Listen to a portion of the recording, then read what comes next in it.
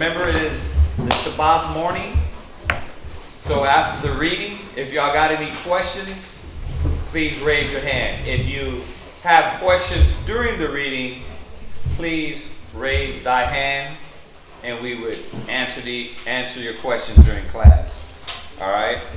Everything we say in Hebrew, we're going to say in English to translate. So fret not. Yeah. Okay. Anthony.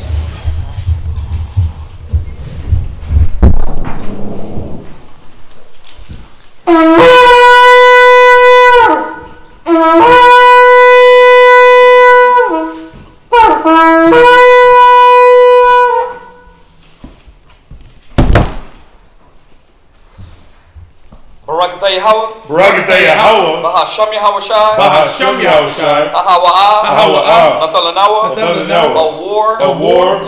Zayawam. Zayawam. The water. Aman. Aman. Bless you, Yahweh, in the name of Yahweh Shai, that gives to us light this day. Thanks, so be it.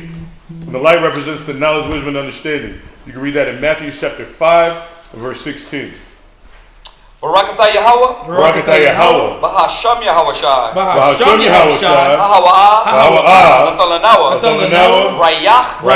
Nayachacha. The water. Aman. Aman. Let's bless you, Yahweh, in the name of Yahweh Shai, that gives to us the sweet savor. Thanks, so be it. I think I blew the horn to it.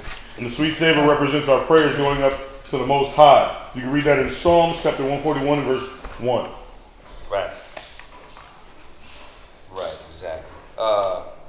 Imagine Wapanya Yerushalayim. Stand and face Jerusalem.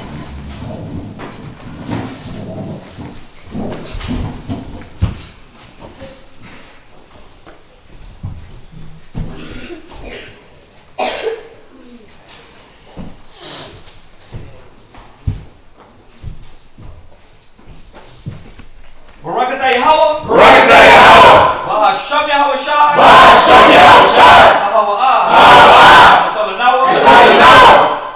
Hashabah. Hashalom. The water. Aman. Bless you, Yahweh, in the name of Yahweh Shai, that gives to us the Sabbath in peace. Thanks, so be it. This is Psalms 121. Anashah. Ayanim Yah. Ow. Aharyam. Maya. Yahuwah. Isaiah. Yahuwah. Mayahawa. Sha'isha. Shemayim. Wa'aratazah. La'ah. Yenathan. Hamawat. Regoya. Yala'ah. Shashawamar. Yasha'ala. Yahweh. Shemoria. Yahweh. Zalya. Ayo. Yem Yaya. Hashemash. Yala'ah. Akaya. Bayawam. Wala'ah. Alabana. Alayala. Yahweh. Yashamoria. Mako. Rai. Yashamar. Pasha. Yahweh. Yashamar. Hawalakia. Wawa'aya. Ma'aitan. Ma'ai. Aman. This is Psalms 121. I will lift up my eyes unto the hill, from whence cometh my help. My help cometh from the Lord, which made heaven and earth. He will not suffer thy foot to be moved. He that keepeth thee will not slumber. Behold, he that keepeth Israel shall neither slumber nor sleep. The Lord is thy keeper. The Lord is thy shade upon thy right hand. The sun shall not smite thee by day, nor the moon by night. The Lord shall preserve thee from all evil. He shall preserve thy soul. The Lord shall preserve thy going out and thy coming in from this time forth. Amen. Shema Yashala. Yahweh Alahayana. Yahweh Acha. Shema Yashala. Yahweh Alahayana. Yahweh Acha. Shema Yashala.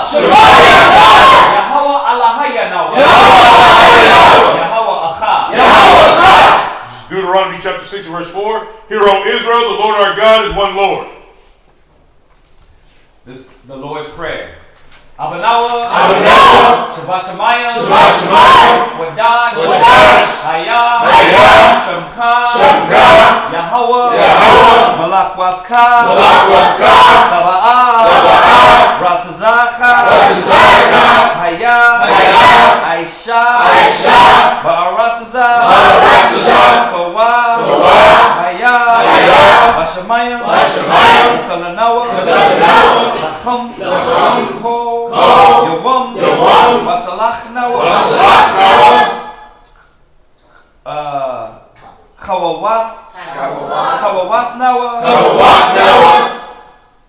Kasalach Nawa, Kawawath Yanawa, Wala'ah, Abiyanawa, Banasaya 1, Awashai Nawa, Mayan, Rad, Kaya, Laka, Hamalakwa, Waha'ala, Wahatapa Araf, Ha'aibalamya, Aman. Matthew chapter 6 and verse 9. After this manner, therefore, pray ye. Our Father, which art in heaven, hallowed be thy name. Thy kingdom come, thy will be done in earth as it is in heaven. Give us this day our daily bread, and forgive us of our debts, as we forgive our debtors. And lead us not into temptation, but deliver us from evil. For thine is the kingdom, and the power, and the glory forever. Amen. Amen. The Ten Commandments, number 1. La'ah, Yahaya, Laka, Alahayim, Acharyim, Alpanya. Thou shalt have no other gods before me. Number 2. La'ah, Aisha, Laka, the soul, Wala'ah, Agadan. Thou shalt not make unto thee any graven image. No, number 3. La'ah, Balakwaka, Shun, Yahweh, Bashawa. Thou shalt not take the name of the Lord thy God in vain. Number 4. Zakar, Hayawam, Hashabah, Hakodashwa. Remember the Sabbath day to keep it holy. Number 5. Kabad, Abaka, Wa'amaka. Honor thy father and thy mother. Number 6. La'ah, Latazarah. Thou shalt not murder. Number 7. La'ah, Tana'ah. Thou shalt not commit adultery. Number 8. La'ah, Ta'aina. Thou shalt not steal. La'ah, Tana'ah. I'm sorry. Number 7. La'ah, Tana'ah.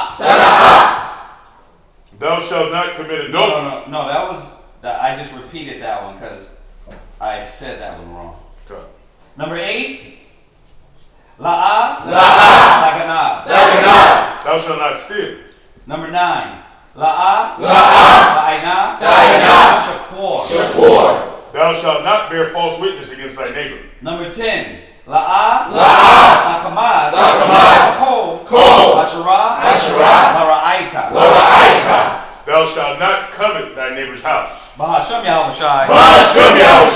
The water. Aman. Yeshavia, which means to be seated. Yeah.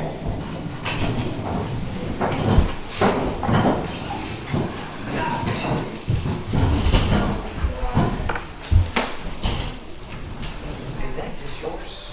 That's not the internet, right? No, okay. All right, we are in Deuteronomy, the 7th chapter,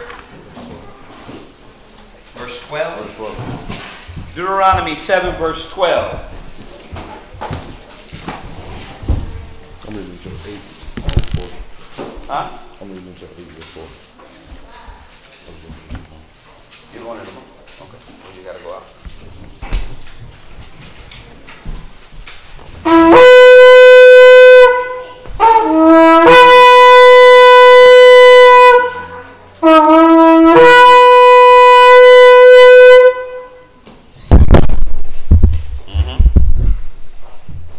Ariam a one, Shabbat Shalom, Yahweh, Ban Yashala. Arya, I'm a one, Shabbat Shah, Yahweh, Ban Yashala, Imagine, alright?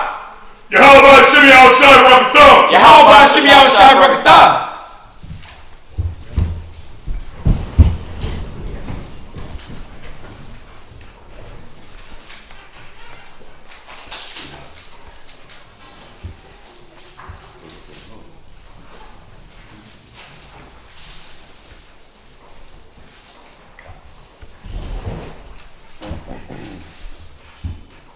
Deuteronomy chapter 7 and verse 12.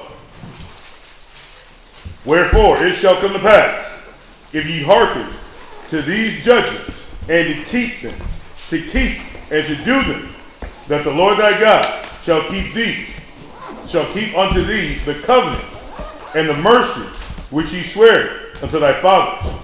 And he will love thee, and bless thee, and multiply thee.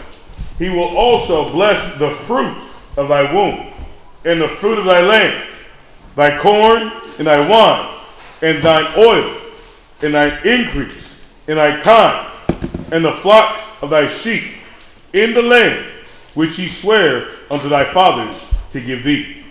Thou shalt be blessed above all people. There shall not be male or female barren among you, or among your cattle.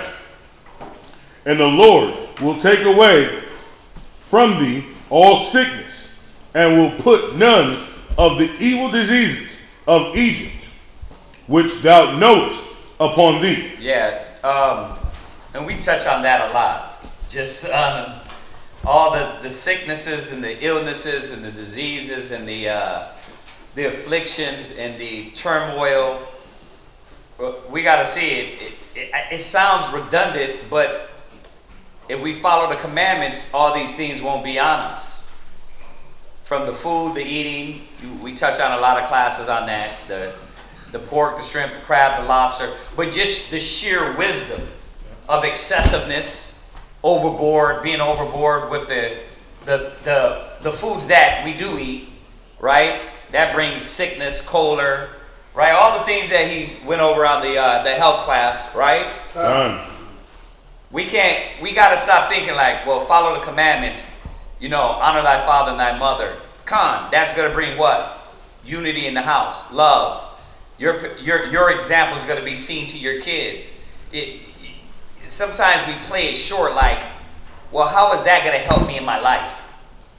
You know what I mean? We don't look at it as like, well, that's not going to really, me following the commandments, how is that going to benefit me in my house? Well, it does, because everything is an example that we leave to the next generation, right? How we treat each other, how we deal with each other.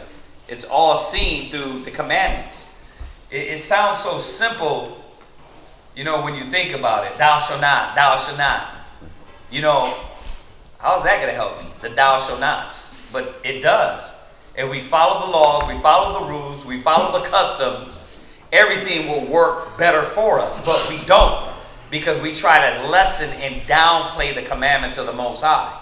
I like coming in, being younger, I should say, in the truth. I was like, well, the commandments, like, following the commandments, like, how is that really going to benefit in my life? How is that applicable with me and my wife and my kids? But it is. So if we don't downplay them and we see that the commandments are life, then things start to work better for you, right? And sometimes you gotta have somebody make the sense for you, right? Well, make this make sense. How is this gonna be helpful to me, right? How to get my wife in order, my kids in order, right? So, just something to bring out. Go ahead. But will lay them upon all them. Oh, I'm sorry. He got something. Go ahead. Hey, go to Ecclesiasticus 51. This is why the Most High hit us like this, though, too. Mm-hmm. Just on the other side, it's like we hear all these things that the Most High will give us, right? He'll kill your enemies. He'll send them. It's gonna go down. He'll send pestilence, right? He'll beat for you. He'll beat for you. He'll take away all the diseases. But what did Israelite do? Nigga, please, I'm good. Right. Like you really good with being in torture? You always like to be hurt. You always like the boo-boo end of the stick, right? The Most High said he'll give you the world, but what we do? No, that's a little. That sounds a little bit too good to be true, Yahweh. I don't know if I can do that. I don't know if I can get down with them laws. I know you said you'll give me everything. You'll give me the land. It says you'll make It says I'll be fruitful, and the land, the womb, the kids. Nah, you know what? That ciggy, man. That cigarette be calling my name. It's worth more. That blunt, the drama in the household, is worth more. I like that more than peace and safety. That's why the Most High said this to us. Ecclesiasticus 51 and verse 24. We got to ask ourselves this, man. What's our problem? You said we talk about it all the time. We hear it all the time. But why is our action still the same? Why is our action still contrary of what the Heavenly Father is telling us to do for us to have this life? Read where you at. Ecclesiasticus. Oh, yeah. Ecclesiasticus chapter 51. Yeah. Go ahead. Verse 24. I got to charge it. Wherefore are ye slow? Read it again. Wherefore are ye slow? Yeah, the Most High said, wherefore are ye slow? Because our people are slow. Because it's like we still don't get it. We still don't get it that if we just bow down, if we just submit to the Creator, He'll make everything better for us. He'll give you the fruit of the land. We got to go to Esau for these old boo-boo stores. We got to go to 7-Eleven to get all the snacks. You don't know where they got them from. We got to go to the nations for our clothes, right? We got to go to the nations now to get what? To get a vaccine. They talk about. Please, taking no vaccine. But this is who we're underneath. A nation like this. But the Most High says He was going to make us above all nations if we did what? Just listen and follow. But why is it so hard? Why is it so hard just to follow? Why is it so hard just to consider? That's why the Most High said what? Read it again. Wherefore are ye slow? Are we really that slow?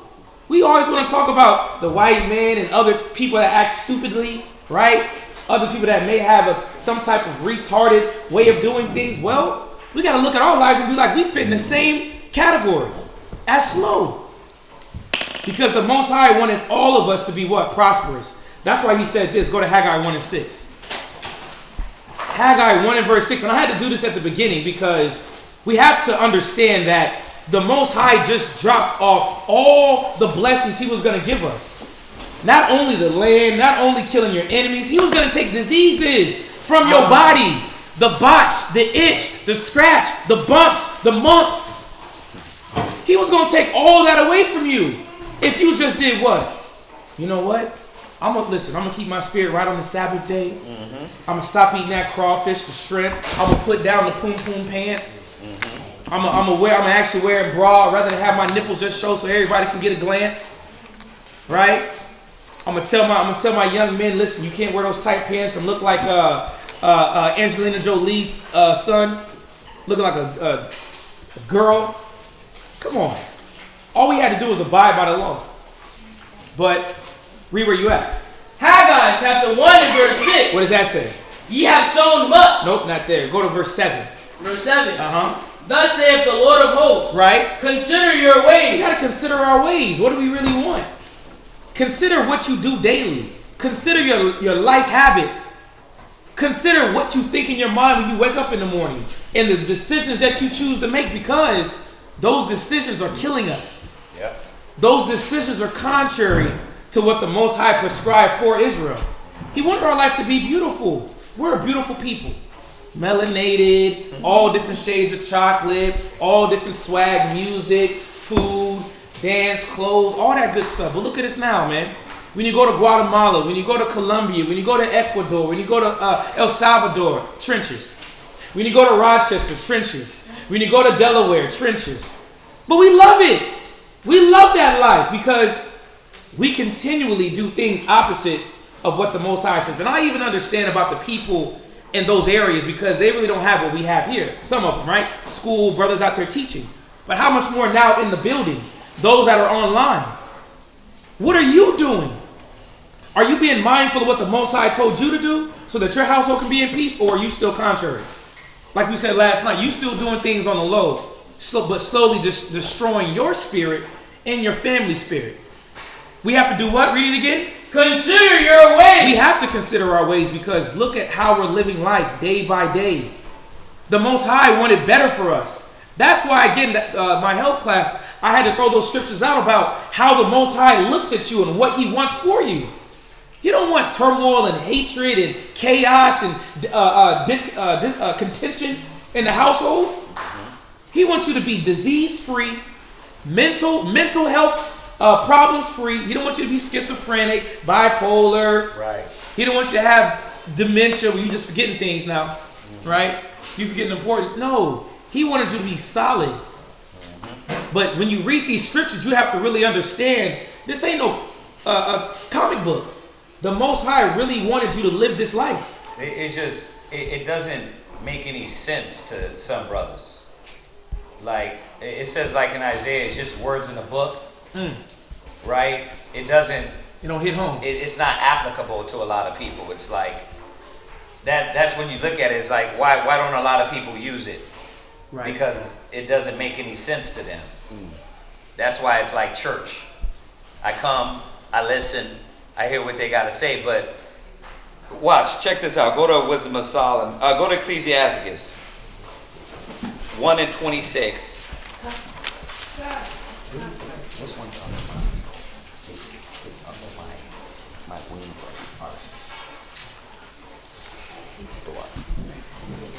Yeah, go to Ecclesiasticus 1:26. Read that. Ecclesiastes 1 and verse 26. Go ahead. If thou desire wisdom, keep the commandments. Right, so remember the Most High, and it's going to tell us as we read on in the Deuteronomy, as we go down to verse 6. But you want wisdom. Wisdom is what? What's a better word for wisdom? Give me some lamer terms. Yeah. Right, wisdom is, when you say you're wise, you say you what? What? Saying you're saying you're smart. That's it. You're saying you're smart. You're what?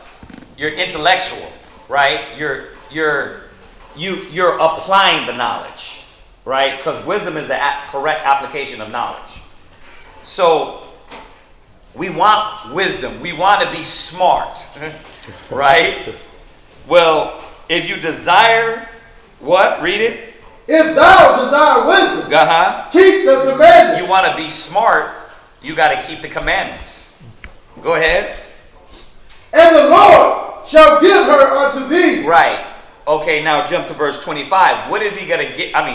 Verse 19. What is He going to give to you? When you get wisdom, you get what? Read. Verse 19. Uh-huh. Wisdom rated down skill. Wait, rated down what? Skill. It rated down what? Skill. When you get wisdom, you get skill. You know how to do more things in the spirit. And that's what a lot of people have to realize, that the wisdom and intellect of the Bible is supreme knowledge above all. The Most High's knowledge above all wisdom of the world gives you in every way aspect of your life how to direct it. But you got to use it for you and trust in it and have faith in the Most High that it's going to work. Right?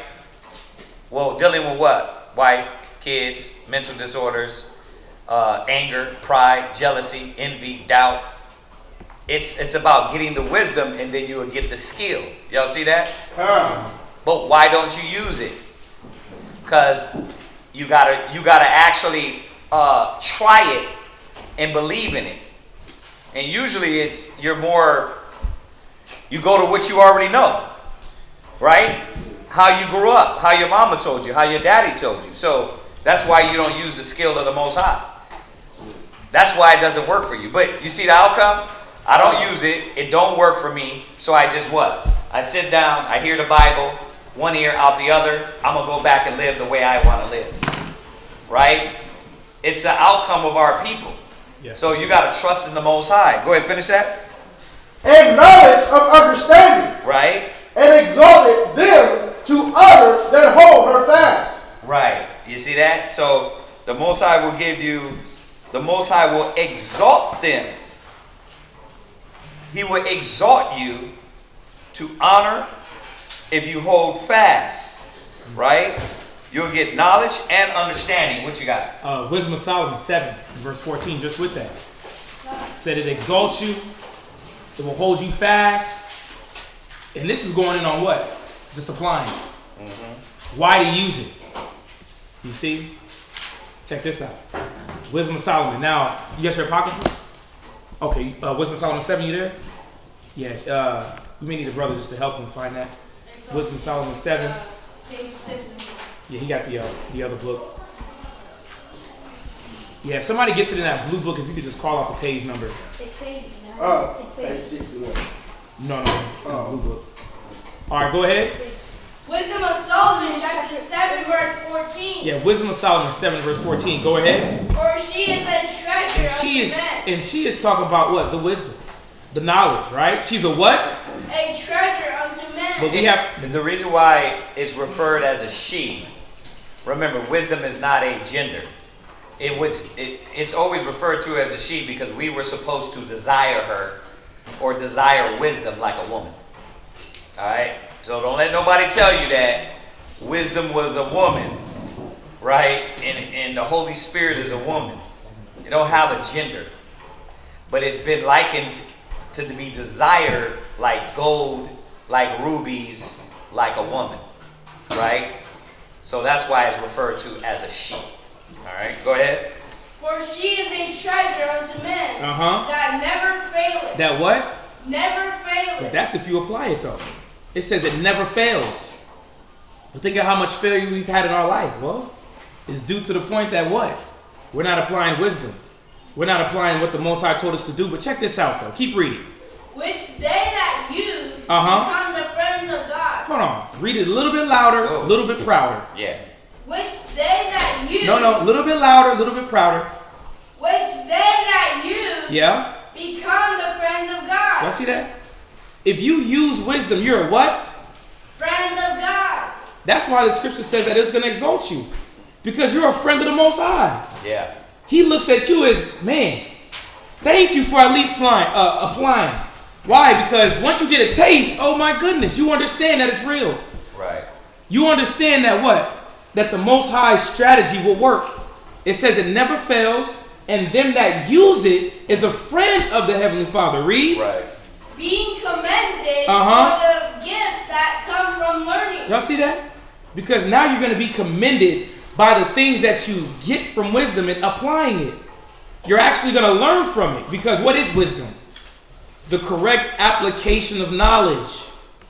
Wisdom makes you wise because you actually what? You went through the process in applying the knowledge. That gives you wisdom. A lot of our people don't have wisdom. You got street sense. You got good sayings. You got good what do you want to say? Well, even in that, remember the other scripture says the knowledge of wickedness is not wisdom. Yeah. So really, it's stupidity, right? Really, it's stupidity. And I know we think, well, I'm smart. It's not wisdom. Right? What we learn from our parents, Yep. it really don't be wisdom. Where they taught me how to make a cake, that's intellectual, right? That's to make a cake. But how to survive in this life, right? How to please the Most High. Right. So you got to see that. They haven't taught you those things that matter. Yeah. I got a precept. Yeah, where you at? I got 1 Corinthians 3:19. There you go. Read it. Go ahead. Yeah. 1 Corinthians chapter 3 and verse 19. Yes, sir. It says, for the wisdom of this world is foolishness with the Most High. There you go. Perfect. Perfect. You and Ariel was the same mind. He said it. You pulled it. Right? So the wisdom of this world. But remember, it's hard to let go of that wisdom. Right? Why? Because you think you know. So you're like, I'm how old? I'm such and such age. I grew up. You telling me everything I learned is foolishness, is whack? Yes. But isn't it hard to come to terms with that? Like to say that the wisdom that you got is foolishness? The intellect you got is foolishness? Man, you learned it from the white man. You learned it from America. You learned it from a drunk. drunk person. You learned it from a bitter mother, an angry dad, Yep. right? That was them. That was them. Come on, man. That's the wisdom that you got. But then you use that wisdom. You know what I mean? You know, it'd be like, through the years, I see my rib, she would try to do things like her mom. And I had to show her, like, okay, your mom did this, but this is not applicable in our life. You know what I mean? You know how your mom would do certain things and your dad would do certain things, like, kick you out when you're 18, or you had to, you had to have all A's or something. It's like, Con, they did that, but you learned that custom, right? And you stuck with that, right? But that's how you've done a lot of things in your life. You learn these things from mama, from daddy. But really, did mom and dad have wisdom? Hell no. Did Big Mama have wisdom? You go back and you realize Big Mama didn't have wisdom. Cooking greens though. She know with pork, Right. with pork. She know how to cook them. Once again, with no wisdom, with pork. And you what? You ate it and you loved it and you follow Big Mama's custom, right? But Big Mama ain't had wisdom. The wisdom of this world is foolishness. And it's hard to tell black people that. Like, your grandma was whack. Your mama was whack. Your daddy was whack. You're like, what? They took me under the wing. What the hell are you talking about? Yeah, we lived in the matrix. You lived a lie. Right? So, yeah, man, we got to let it all go. But the wisdom of this world is foolishness with the Most High. Perfect. All right, where are we at? Back? We jumping back? Yeah, we're jumping back. Okay, let's jump back. This is Deuteronomy chapter 7. I'm going to start from the top. Verse 15. Yeah. And the Lord will take away from thee all sickness, and will put none of the evil diseases of Egypt, which thou knowest, upon thee, but will lay them upon all them that hate thee. And thou shalt consume all the people which the Lord thy God shall deliver thee. Thine eye shall have... When you read the Old Testament, a lot of people really try to disannul the mind state of the Lord in the Old Testament. That mind state didn't change from the Old to the New. They're tripping. This is still the same power, and we lock into him, that he would pour all these curses on our enemies. And that's why we're here. That's why we're learning, when we're trying to understand this, is because we don't want no more of that sickness, the disease, the illness, the divided families, divided households. We don't want those things. So we got to see, man, we cannot read this and act like it's not real. It can't happen. This is a fantasy. This is a fairy tale. It really works, man. It really works. I know it's hard, but it works. Right? I've seen it. It's in my house. It works. It works. The wisdom has been working for over, whether I applied it or not correctly, since my family started. And if you use it, it will fix you. It will fix your house. I know it sounds like, is this for real? But it will work. But you got to trust in the Most High and prove him. A lot of y'all don't want to go through the proving, right? You don't want to see that, damn, let me keep trying this. Let me believe. And that's what it takes. Go ahead. Verse 16. And thou shalt consume all the people, right, which the Lord thy God shall deliver. Yeah. Thine eye shall have no pity upon them. Right. Neither shalt thou serve their gods, for that will be a snare unto thee. It's always been a trap when we follow the other nations and their gods. Go ahead. Verse 17. If thou shalt say in thine heart, these nations are more than I, how can I dispose them? Thou shalt not be afraid of them, but shalt well remember what the Lord thy God did unto Pharaoh and unto all Egypt. The great temptations which thine eyes saw, and the signs and the wonders, and the mighty hand, and the stretched out arm, whereby the Lord thy God brought thee out. So shall the Lord thy God be unto all the people of whom thou art afraid. Moreover, the Lord thy God will send the hornet among them, until they that are left and hid themselves from thee be destroyed.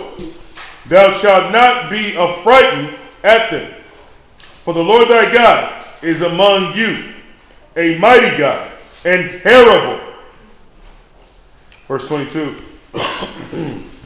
And the Lord thy God will put out those nations before thee by little and little. Thou mayest not consume them at once, lest the beasts of the field increase unto thee. But the Lord thy God shall deliver them unto thee, and shall destroy them with a mighty destruction, until they be destroyed.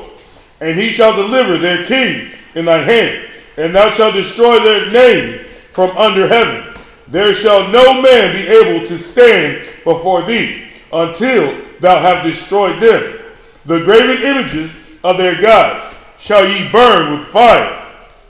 Thou shalt not desire the silver or gold that is on them. Right. So remember, did we take silver and gold from other nations? Con, we did. What was it about these Hamite African nations the Most High didn't want us to partake in? Yeah. Go ahead, Asa. Yeah. The idols that they might have made with their jewelry. Right. Right. Yeah, and then to add to that, because that's correct, is that the spirits that came with certain things that they had. You see, and that the Most High didn't want that. So to show us that it wasn't that he didn't want us to take any gold or silver from nations, because we did a lot of that. But these nations, he was like, look, I don't want none of what they have to come around y'all, right? Because we see the outcome of that, which was what? Our people were constantly engrafted into their beliefs in gods. They were constantly start to believe on what they believed in. I mean, we know the Bible, that was the outcome of it. No matter what happened, we didn't listen here, right? And so we let some of them survive, and then we started worshiping their gods. So now you got, when you say African nations, the Egyptians, the Ethiopians, all the sons of Ham, or they say Kemet, those are all Hamites. So when these cats try to get you into Kemet, they're basically trying to get you into these nations that we were destroyed. Hamite African nations, right? Huh? Ashe, what's that? It's like peace in the language. Right. They trying to get you caught up into all these things, into them. Now you start to desire them. And that goes into the Egyptology and a lot of the Canaanite tribes that all these other gods come from.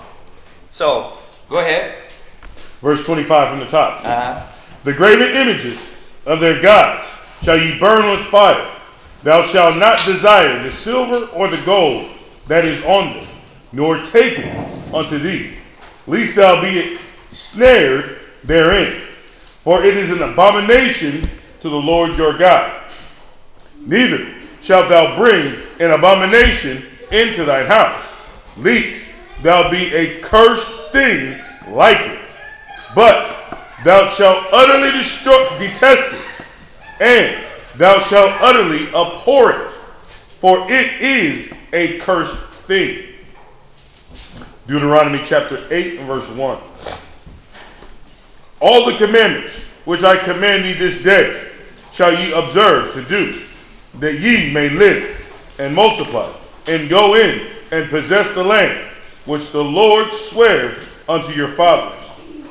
And thou shalt remember all the way which the Lord thy God led thee these 40 years in the wilderness, to humble thee and to prove thee, to know what is in thine heart, whether thou wouldest keep his commandments or no. Right. Now, that's how the Most High deals with us all the time. God. Every situation when you come in the truth is to humble you and to prove you. Are you going to believe? Are you going to follow? Or, like I was telling my rib earlier today, a lot of sisters only do things when it's convenient. A lot of brothers only do things when it's convenient. When it's convenient for them, then they'll show up. When it's convenient to them, then they'll put their spirit in. But the scriptures say a brother's going through adversity. It ain't about you being convenient. It's about you sticking through the Most High, sticking with the Most High through the hurt, the pain, the suffering. He does not want a part-time lover. Most High wants all your attention. We touched over it yesterday. He said he's married unto you, right? How do you want your rib to be? How do you want your husband to be? Dedicated. Well, the Most High wants you to be the same way. The part-time lovers? Nah. The double-minded? I'm unsure, I don't know. Most High don't want that. So, what does he do? He puts you in situations to prove you, right? Oh, I love the Most High. Okay. All right. I'm going to use with you anger, right? I'm going to have your brother piss you off, and let's see if you can apply forgive thy brother 70 times 7. Now you're in the situation, and you're like, I'm done. I ain't even showing up. It's like, what happened? That proving took that easy because you mentally think you know what it's going to take to be submissive to the Lord, but you don't have the skill. And that's why we try to warn brothers ahead of time and sisters ahead of time. When you come to serve the Lord, do what? Prepare thy soul for temptation. Prepare your soul for temptation. Why? Because the Most High got to prove you. Are you a ride or die? Right? You loyal? What always happens when you came in? All of a sudden, you're like, it's every brother, right? How many times we've heard it? Man, ever since I started dealing with y'all, my whole life turned upside down. Like what brothers say, you know, my rib left, my car broke down. It sounds like an old jazz song or country song. Blues song, there you go. Right? Every time I start coming to class, it's like, as soon as you walk through the door, your life turns upside down? Yes. Why? Not because we did it, because the Most High is saying, okay, he's telling Satan what? I believe that he is pure. Jaquan? Nah, he's a pure man. He's ready. He's sincere. What's Satan saying? Nah. That nigga's dirty. Yeah, I mean, that's what Satan's doing. It's just Job 1:1. Nah, he don't really want the Lord. He's fake. Let me show you. Right? And the Most High's like, no, I'm going to show you he's pure. Go ahead and touch him, but don't take his life. Right? And then all this turmoil all around you. And then when you stay diligent, the Most High sitting back looking at Satan like, I told you. That's everyone. Nobody's special. Nobody's going to come in and not go through it. Why? Because he wants to see if do you really believe. Y'all get this? You got to understand that. If brothers and sisters only understood that, you would make it all the way to the end. Because it's cycle. Okay, enough is enough. They start to build you back like Job. 10, 15 times, 20 times more. And then everything starts, the growth starts happening psychologically, mentally, spiritually. And you start to see why to be faithful, right? But then Satan comes right back around. Nah, that's only because you got him covered, Yahweh. Look, you gave him here. His rib is in order now. His kids are in order. But let me show you something. And Satan comes back for another turnaround. He's still lustful. She's still prideful. He's still doubtful. And he tries to poke at those things. So y'all see this, right? This is what we got to be aware of. And if you're conscious of the game that Satan plays, then he can't get you. But a lot of brothers and sisters ain't conscious. They don't understand this is a spiritual warfare. It's a spiritual battle that y'all are going through. You understand that? Okay, so we got to salute another brother? Okay. he had to open up.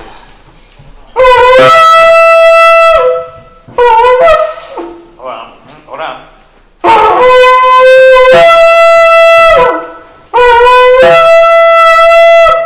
Proper announcement. Hear ye. Michael. Michael, Shabbat Shah, Yahawah, Ban, Yashala. Michael, Shabbat Shah, Yahawah, Ban Yashala. Imagine, Barak. Yahawah Shem, Yahawah Shabarakatam. Yahweh Shem Yahweh Shabarakatam. Yeah. Yes, that. What is that?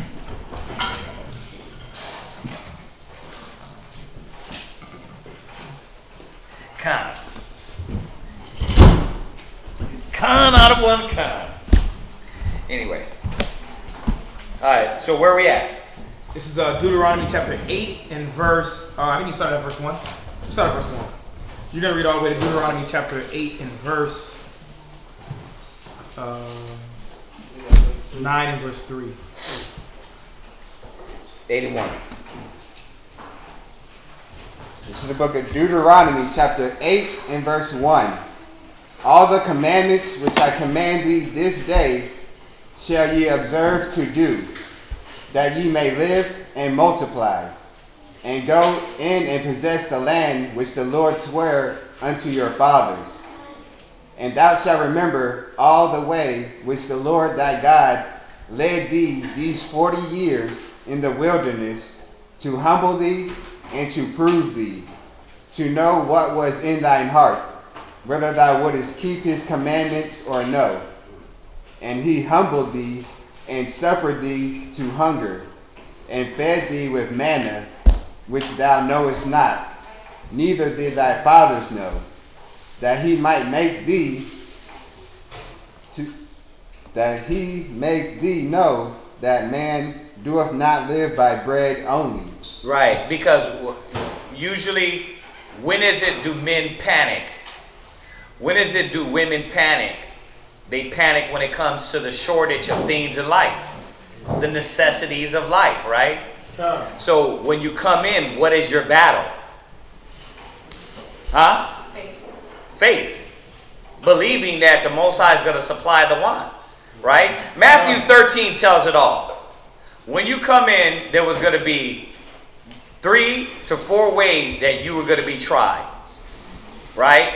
If you go there, you would see it's by money, because you come in for the wrong reason, right? Because our ministry is not based off of money, right? Because we're broke as hell.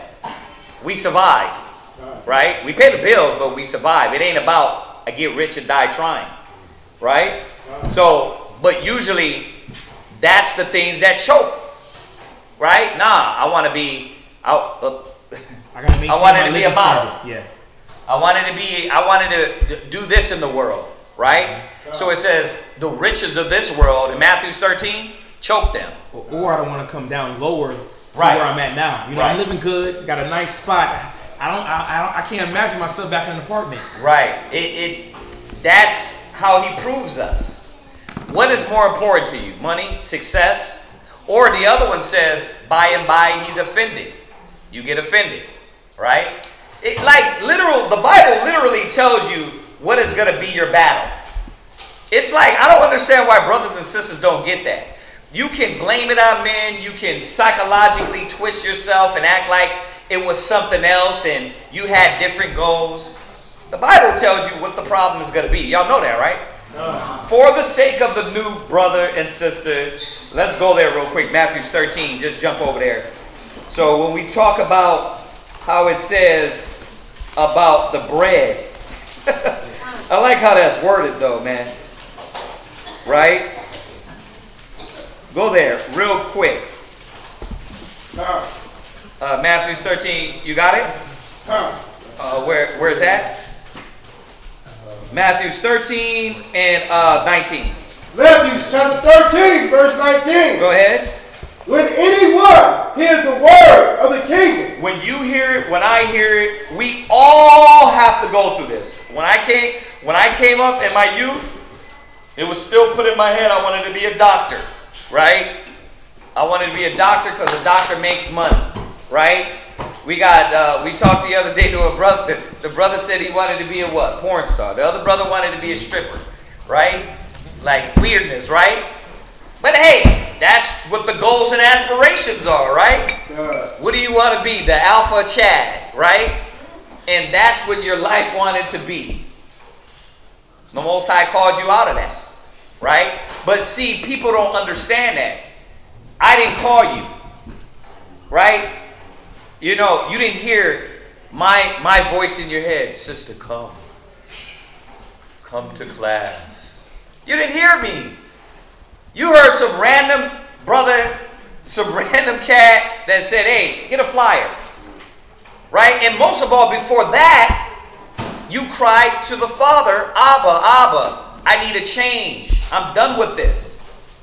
And then some random hairy cat gave you a flyer, and you're like, damn, this is real. And then what did you do? You open up your book and you read, oh, slave ships. Christ looked like me. That's what put you. It wasn't man. Well, why when you come in, you get distracted and you think man is now moving the pieces? They're not. We are not. The Most High moves the pieces. I know you think you're moving the pieces, but that's game. The Most High is moving the pieces. So when you come in, a lot of people don't understand. You hear the word of the kingdom, and what? And understand it not. So a lot of people don't really know what they're getting involved with. You think it's church and Christianity again. So when you come in, you're like, your mind ain't really in the real mind state a lot of times. This is the warning. So now when you come here, you got to ask yourself, damn, am I in the right mind when I'm dealing with this? Because this is not about church.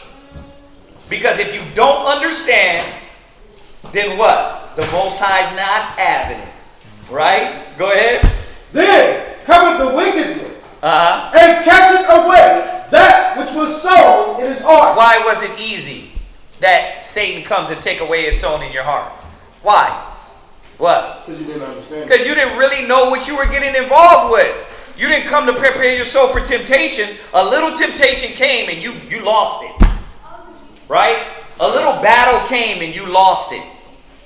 The Most High starts severing people from your life and you just don't understand why. You're like, well, why is this happening? And the Father knows best for you, but you're saying, no, I want that around. I want this around. And the Most High is like, no, take that away. This is the only way you're going to get better and be more precious in my eyes. But in your mind, you're like, this is wrong. This is crazy. So you don't understand. It ain't got nothing to do with us. You never understood why you were serving the Most High. But let's go on. Hold on. Read. This is he which receives seed by the wayside. Go ahead. But he that receives seed into stony places. Right. The same is he that heareth the word. Right. And anon Read. with joy receiveth it. Read. Yet hath he not root in himself. So it's giving you the keys. Go home, sit down, and figure out which one you're going to be or which one you're not going to be. What is your weakness? It like tells you. You don't got to look into a crystal ball and open it up and say, oh, wow. You don't got to get your palm read. It's telling you here what type of individual you're going to be in the truth. Huh? Is it going to be that you don't know what you're dealing with?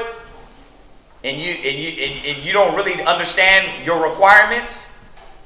Right? Go ahead.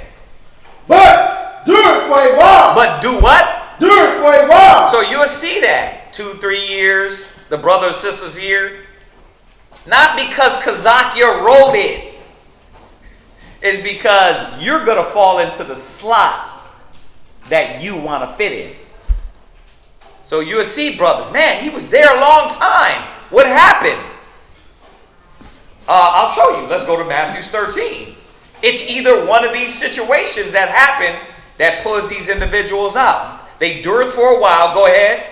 For when tribulation. When what? Tribulation. I didn't write this. Zion didn't write this. You didn't write this. So you get people that come in and they catch a little tribulation. That's the humbling of the Lord. That's him looking and seeing if you can do without a little bread. Right? But guess what you stopped doing though? You stopped smoking weed when you went back into the world. Did you stop doing that? See, your little psychological game you can't play. Right? The truth was changing you, but when you went back in the world, you went back to your vomit. So don't play the game with the Most High like, look, I'm increasing, I'm out here, I'm doing it. No, you're not. You went back right to the flesh. Whoremongering, you forgot about your kids, you forgot about your family, you're back on weed, you're back on dope, you're back on drugs. See, you can't outsmart the Lord. You know what I mean? I'm better without the body, without the work, without the ministry, without the Lord. Oh yeah? Then why you went back to the flesh? I'm smoking your weed. Right, you went back to the flesh. Go ahead. Or persecution arises. Right, so what is going to happen to you, class? Say it, persecution. Persecution. What, class? Persecution. What is going to happen to you in the truth? Persecution. We didn't write that. That's what the Lord said. So read on. Arises because of the word. Because of the what? The word. No, because of a brother said persecution is going to happen, and then the Stop it. You're not smart. Persecution is going to happen because of the word. You're going to partake in this, and it's automatically going to come. You're opening up Pandora's box. You ready to handle this? This is what I'm telling the new brothers and sisters. You ready to handle this? Or you going to psychologically play a game? Oh, you know what? I just didn't like this. I just didn't like that. No, you're going to fall within this. Pick one. You shouldn't be picking none of them. You should say, nah, I'm going to endure. I'm going to last. Read. By and by, he is offended. You're offended at what? What is he offended at? What? The word. The persecution. Yeah. I don't need to go through this to serve Christ. This is not necessary to serve Christ. Y'all are catching this. It's like, that's not a necessary to serve. Don't you understand these are literal words we heard from people? But the Bible said it would happen. So you're trying to deny the word of the Most High. Yeah. No, the Bible said to be chosen, you got to go through affliction. Right? Go ahead, read on. He also that receiveth seed among the thorns. Right? Is he that heard the word. Right? And the care of this world. Wait a minute. What do you know? It's funny because you try to hide it. You're trying to play games with it. You know it was calling you more. You know she was calling you more than the gospel. Your boo. She wanted more time, spirit, love, dedication than you're giving to the Lord. Right. But when it pulled you, but wait a minute. What was your psychological game? I don't got no time. He just said the cares of this world was going to pull you. Not because the brothers made the schedule. well, we got to work out. We got to do this. Well, what's going to strengthen you more? What did strengthen Paul, Peter, Matthew, Bartholomew? Right? When you look at the apostles, I always say, were they the ones that showed up on weekend for fish and bread? Or were they in the bosom of Christ? So while you're thinking, well, that's not necessary. It was necessary for Peter and Paul, right? To sit amongst and what did it say? Be addicted to the ministry. But to you, it's what? What did it say? He also that received the seed among the thorns. Right. Is he that hears the word. Right. And the care of this world. The care of this world, you got to look out for them. So I ask you, what cares of this world got their hooks in you? Pick one. Money? Education? Huh? You want to travel? You want to climb the Everest, Mount Everest? Right? You want to backpack around Europe? Right? Or you just want to sit on the block? Which one? Right? Something's going to pull you. What is your niche that's going to pull you? Huh? What is your niche Go ahead. And the deceitfulness of riches. Wait a minute. The what? Deceitfulness of riches. There it goes right there. You come in thinking the ministry is about money. It's about success. Bruh, show me where anywhere in the scriptures the ministry was about, it was all about finances. And there you go. You come in, you lose, and you live a life of bare minimum, and then you're thinking, bruh, I need to get paid. Y'all niggas is broke. Right. Where's my Gucci belt, my Fendi belt, my Maserati? You owe me back, man. Yeah, it's like y'all holding me back. Y'all. You don't want me to win. Who's y'all? Like y'all? Like y'all? Like is that? Like what the hell? Like who is y'all? Like we had to live that life too. Like it ain't just you. The Most High called us out of the world too, and chose us from the foundation of the earth, and said what? No, I'm going to use you as a vessel to teach my people. But what did they manipulate it as? Oh, you made me broke, Ak. You stumped my growth, brother. Nah. The Most High stunt your growth, and the cares of the world choke, and the riches and the deceitfulness of the riches, right, choked you, and now you are double-minded about your path. Well, could I still make money? And yeah, you can make money, but which one do you want to do? Right? Which one do you want to do? Be all about money and the deceitfulness of riches? Or do you want to put Christ 70 and everything else 30? Right? And this is it. That's the keys. Every time you doubt, all you got to do is look here and say, why am I doubting? Which one is pulling me? Y'all see this? Go ahead. And the deceitfulness of riches choke the word. Right, read. And he becometh unfruitful. And he becometh what? Unfruitful. Why? Because you have distractions. You understand? So like we say, what did I tell y'all yesterday? You don't have to be here. You don't have to work for the body. You can work your regular job. You don't have to do any garments. You don't have to do no headbands. That is for brothers and sisters that want to be part of the ministry and no gun to the head, no forcing you. You understand? Because if you see the value in what the apostles and prophets did, that's what you're going to do. I see the value. You know what I mean? If you don't see the value, bro, do your thing. You understand? Because we're going to do this anyway. Y'all get this? It's about the work. Yeah, I got one right with that. Yeah. Philippians 2 and 6. Philippians chapter 2 and verse 6. Because a lot of us have a high opinion of ourselves. And that's why this Matthew 13 was showing forth that high opinion of yourself. Why? Because I need that money. I need my freedom. That's more important. What's your name on? Tori? You got to write this chapter down. Is this your name, sis? Sharina, right? Y'all got to write these. Matthew 13 and then Ecclesiasticus 2. You got to write these down because you got to go back over these. This is going to be your key as you first coming in. These are going to be your reminders to say, damn, what is really bringing doubt in my mind, right?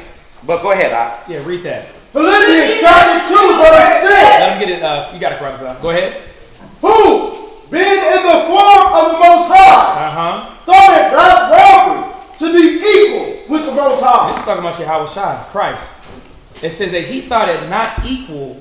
He thought it not robbery to be equal with the Most High. Christ understood that there's levels, and he understood his position. It's gonna go a little bit more in detail because this was the mind of Christ. But you have to ask yourselves, is like, why don't we think like this? Why do I feel as if I'm superior? Like you said, I don't have to go through certain situations. Right. I don't have to put myself in a humbling situation to where I might not have all the time to get the money, all the time for myself, because I'm dedicating it to the body. I'm dedicating it to studying. I'm dedicating it to my family. It goes back to what's more valuable for you, though. Like, is me having the wisdom and getting my mine, my wife, my kids in order, in unity? Is that more valuable? And to be truthfully, a lot of brothers coming in young, that ain't valuable to brothers, right? That ain't valuable. Valuable to you is what? Money, like the white man told you, education, right? It's not spiritual things, right? Seek ye first the kingdom of the heaven, and all these things will be added unto you. Matthew 19, lay up to yourself treasures. The treasure, like when you come in a lot of times being young, ain't the word. It ain't the wisdom and the intellect and the skill that comes from that, right? You come in off of, you coming off of what? Think about why people come in the truth. A man can have more than one woman. Then you realize, bro, no, you can't. You can't even take care of one woman, right?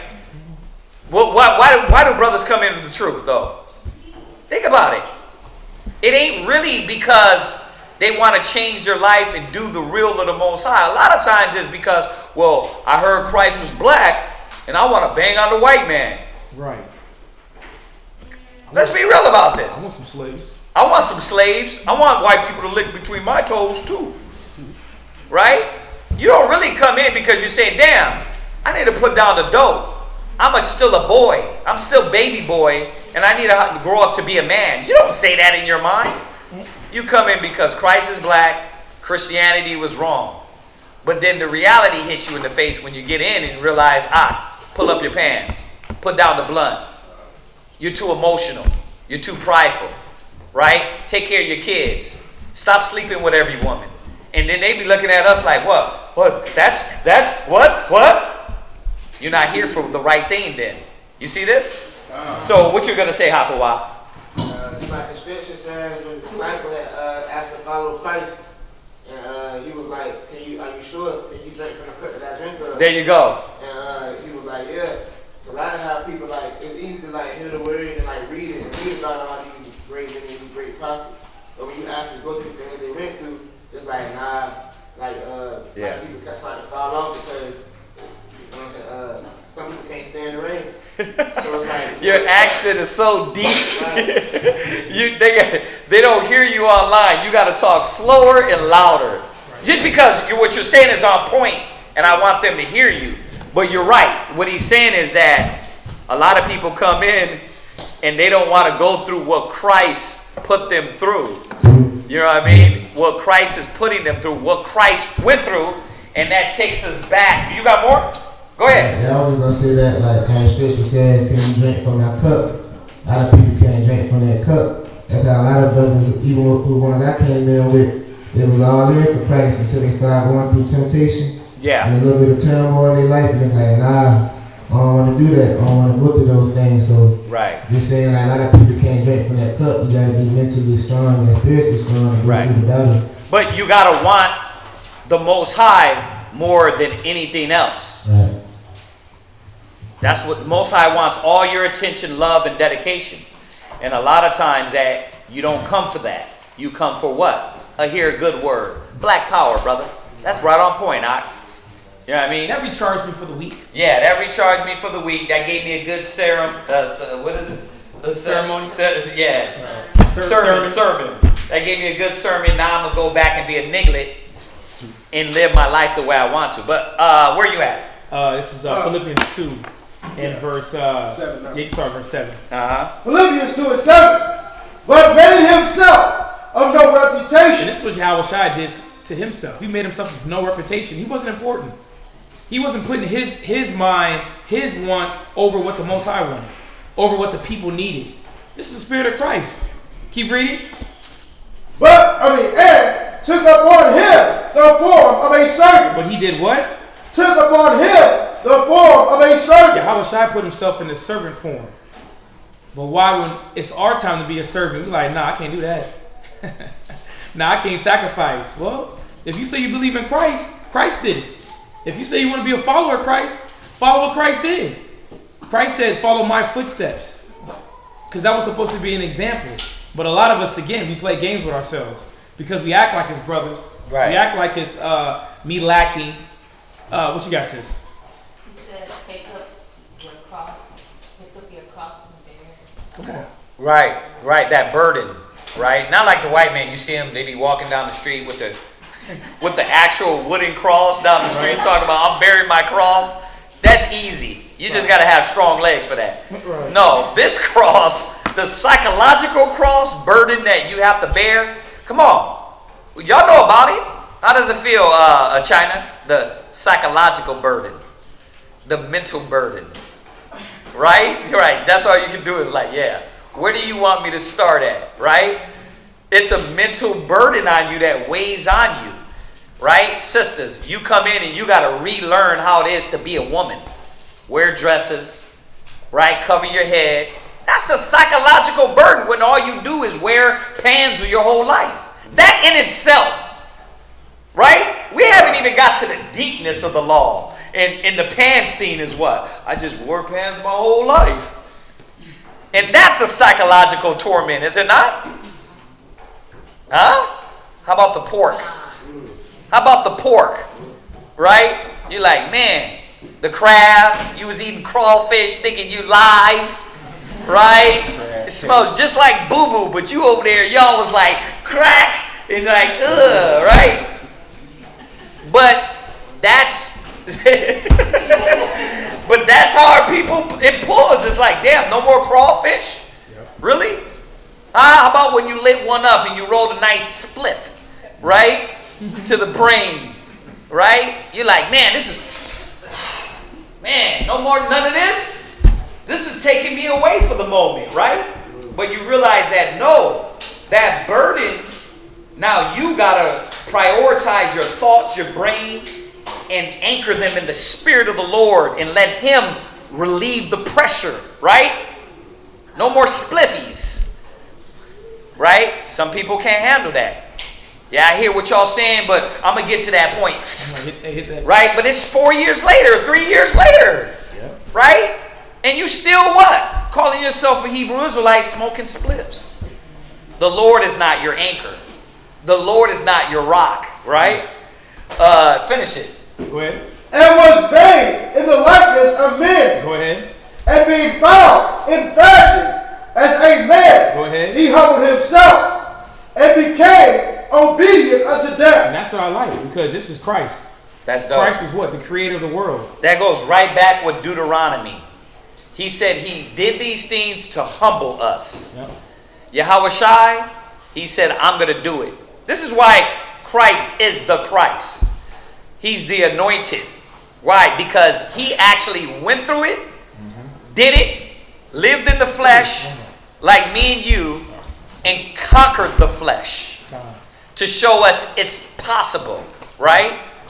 That, no, he wasn't a demigod, right? And that, you know, he could have any minute he could have denied because he had the choice, right?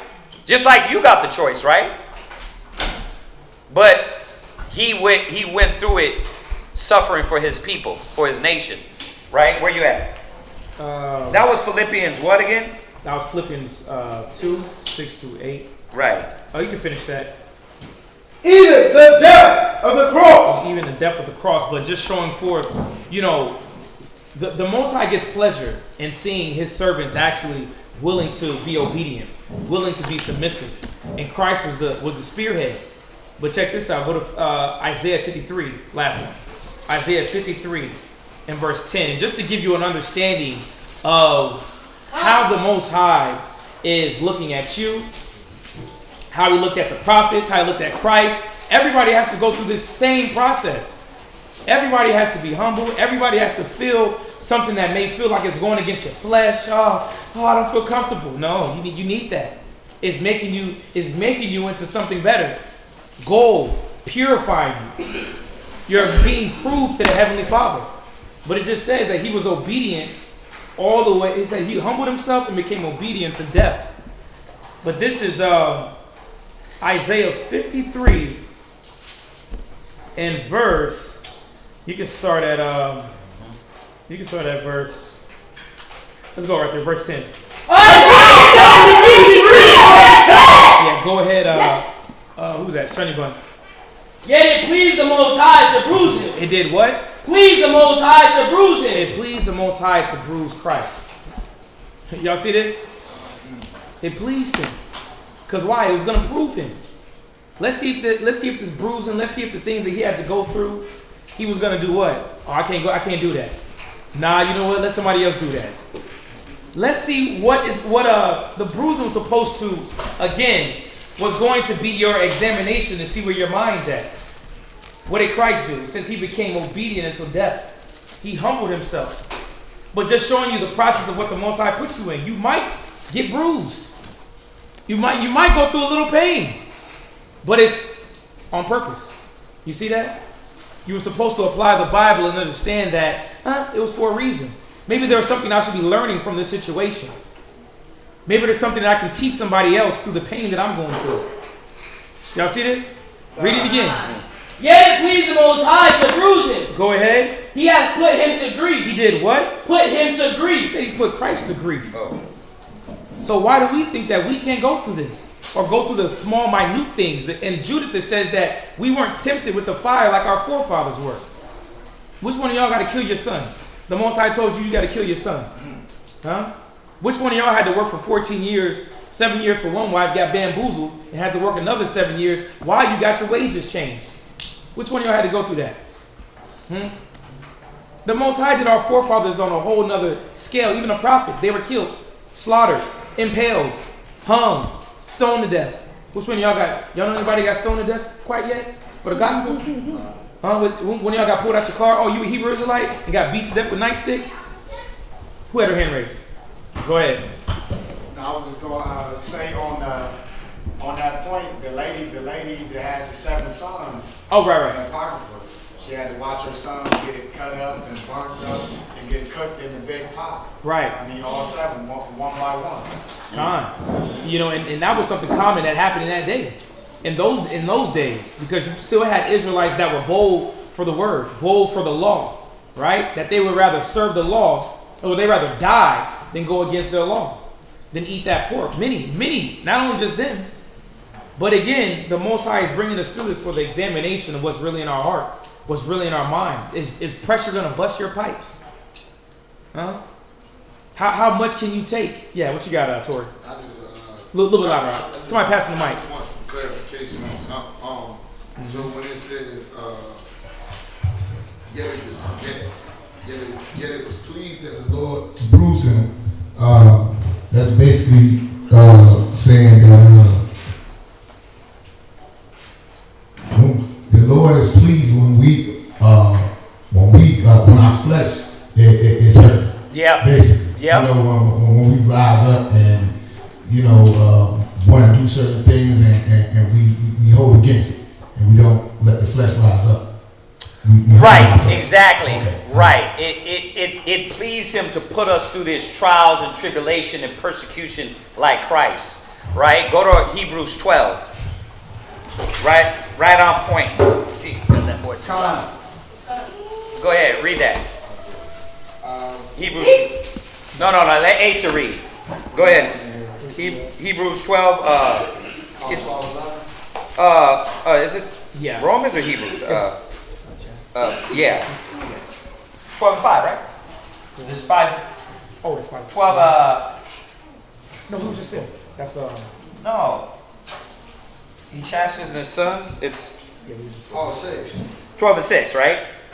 Hebrews chapter 12 and verse 6. For whom the Lord loveth, he chasteneth. There you go. Right on point, right? He loves you, so he's going to whoop you. Right? He loves you, so he's going to put you through it. Why, though? What are we learning from Deuteronomy, the reading? Because he wants to prove your heart. Right? Everybody can talk about it. What is the black man good for? Talking.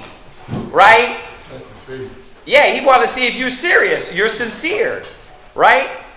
Because the black man don't stick through things. Right? Come on now. Y'all know, women, why do women look down on the black man nowadays? 1 minute you're a Crip, next minute you're a Blood, right?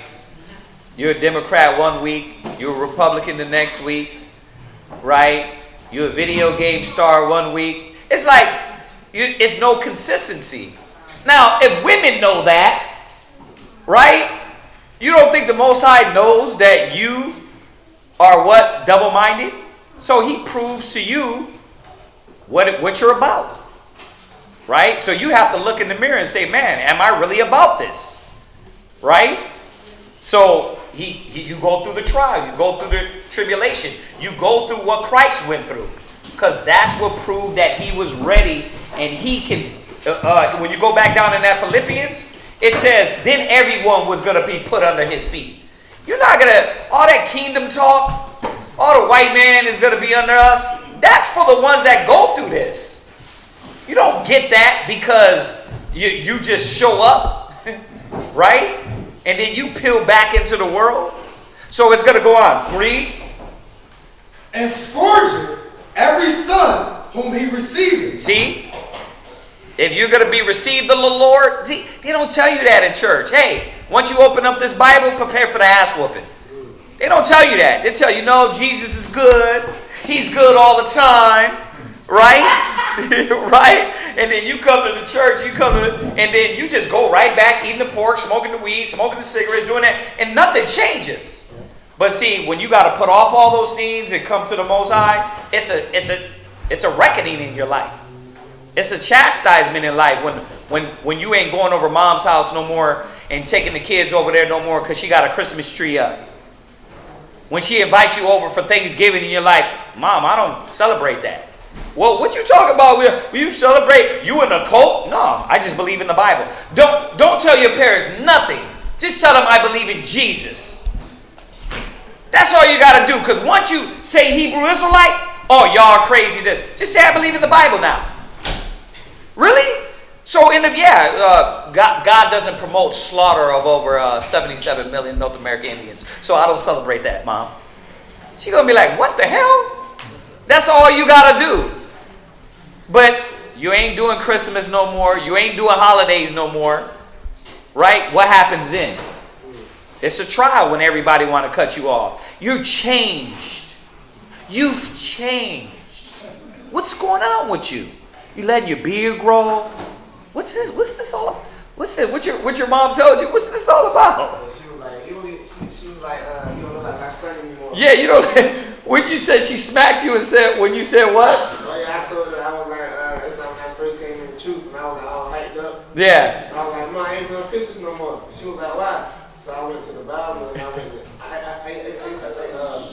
Google. Right. And showing her like it was Tammy's birthday or whatever, like the little devil. It was a fake God. Yeah, and I was like, look. And then she was like, what? You ain't my son no more, get out. And she snapped me. I said, ain't no Christmas no more. Hey, he took the chastity, right? So a lot of people, man, can't, dear mama, I can't leave you, mama. Mom be put on the back burner, like for your Howard Shy. You can't save my soul. All right, Mom, I'll see you when I see you. Right? Go ahead, read. If ye endure chastity, the Most High dealeth with you as with sons. But you got to endure the chastity. Christ endured the chastity, right? A lot of people won't endure because why? By and by they offended. The things of the world choke them, right? All those things in Matthew. Go ahead. For what son is he whom the Father chasteneth not? Listen, which one of y'all don't whoop your kids? You can't have no love then. You know what I mean? You can't have no love if you don't beat your kids. I know the kids don't look at it like that. They don't look at the ass whooping as love, but it is. Because it's out of, boy, I told you this ain't right. You forced my hand. You forced my hand. Forced my hand again. That's why when I beat my kids, I whoop them just like we're talking now. Like, see, I got to do this to you. But I don't want to do this. This ain't me. This is just you. They be like, what the fuck? Right? They be like, how could you be so, why? Because it's not personal. I'm not angry at them, right? I'm angry at the ignorance that they're doing. So they get a legitimate butt whooping, right? And then I'm talking to them and telling them, see, now you understand why not to do this, right? See, and that's what the Most High does to us. Okay, is that prosperous? Right? Is the dope, the weed, the drugs, is that prosperous? Is the lust of the flesh prosperous? And he whoops you, right? for you to stay away from these things. What happens in the world, right? You get shot, you get in a car accident, you finally want to, you know what, Lord, you bring me out of this. This 20 years I'm finna get in prison. I put that on everything. I'm going to give my heart to you. Then you do, right? And then the Most High wakes you up, right? He gives you the knowledge and truth. He trusts you with the wisdom, right? Go ahead. But if ye be without chastisement. But if you don't go through the ass whooping, right? Like white people, a lot of these white people, bro, they don't be chastising their son. That's why they be mentally messed up. You got to be disciplined in some way. Now, remember, for all y'all parents out there, this is not saying you be abusive, throwing cars at your kids and splitting their head open and you know, beating them with irons. And that's not what it's talking about, right? Chastising, disciplining, whooping them, punishing them, right? Go ahead. But if ye be without chastisement, whereof all are partakers. So if you are partaking in this, go ahead. Then ye are bastards and not sons. So if you don't want to go through the chastising, you're a bastard. You're a bastard. Check that out. How does that make sense? You don't get whooped, you ain't in it. Man, that's everything though, right? You want to be down with Google, you got to what? Get everything switched over to Google. Wear the shirts, right? Live the life, right? You want to be down, you got to go to the military, what do? You got to cut your hair like this. You got to shave your beard. Shots. Right? You gotta get the shots. You gotta do this. Like, you ain't just gonna be like, no, I'm not about that. No, you signed a contract. Oh yeah. This is what you gonna do. Yeah, it wasn't right? Your ass going to jail. Yeah, fight if you want to. Right? You understand that? Well, why is it different with the Most High? Because y'all in a damn religion. You think you're gonna come to the Most High and just praise Him with your mouth, but your heart be far from Him. No. He requires that, as it was in your mind to go astray, as in returning to the Lord, seek Him 10 times more. So He wants 10 times more of the world than the world took from you. You stood up late nights getting high, drunk as hell in the clubs, but you come to the truth and it's like, oh, we done yet? Why, this is running late. Wow. Really? This is running late, but you was doped up till the next morning, days at a time. But the truth is what? Taking too much. It's requiring too much. See, that little black, crispy brain that you got in you, that psychological game you play on you, that's game on you. Not on the Most High. Not on us. Because we look at you and we know what we did. We know what we did when we was in the world. You gave it all. When you chased the punani, what happened? You gave it all. You calling her up. You giving her money. Right? But it comes to the Most High as what? We got to give what? Oh man, I'm not sure about that. I got to get to know y'all better. But you didn't know her. Right? You didn't know him. Right? Do y'all understand what's going on here? The Most High is going to require. Go ahead, read on. Verse 9.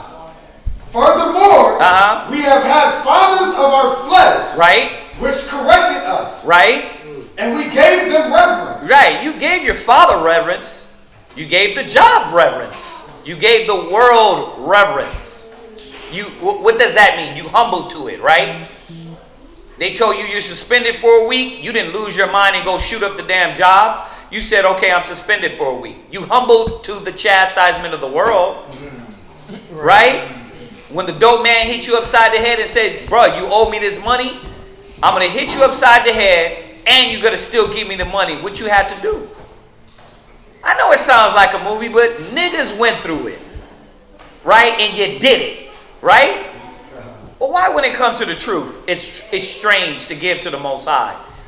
It's strange to dedicate, desire, bow down, submit. You brand new to that now. You brand new to that. You playing games with yourself. Hold on. Read on. Shall we not much rather be in subjection unto the Father of spirits? I'm going to say this again.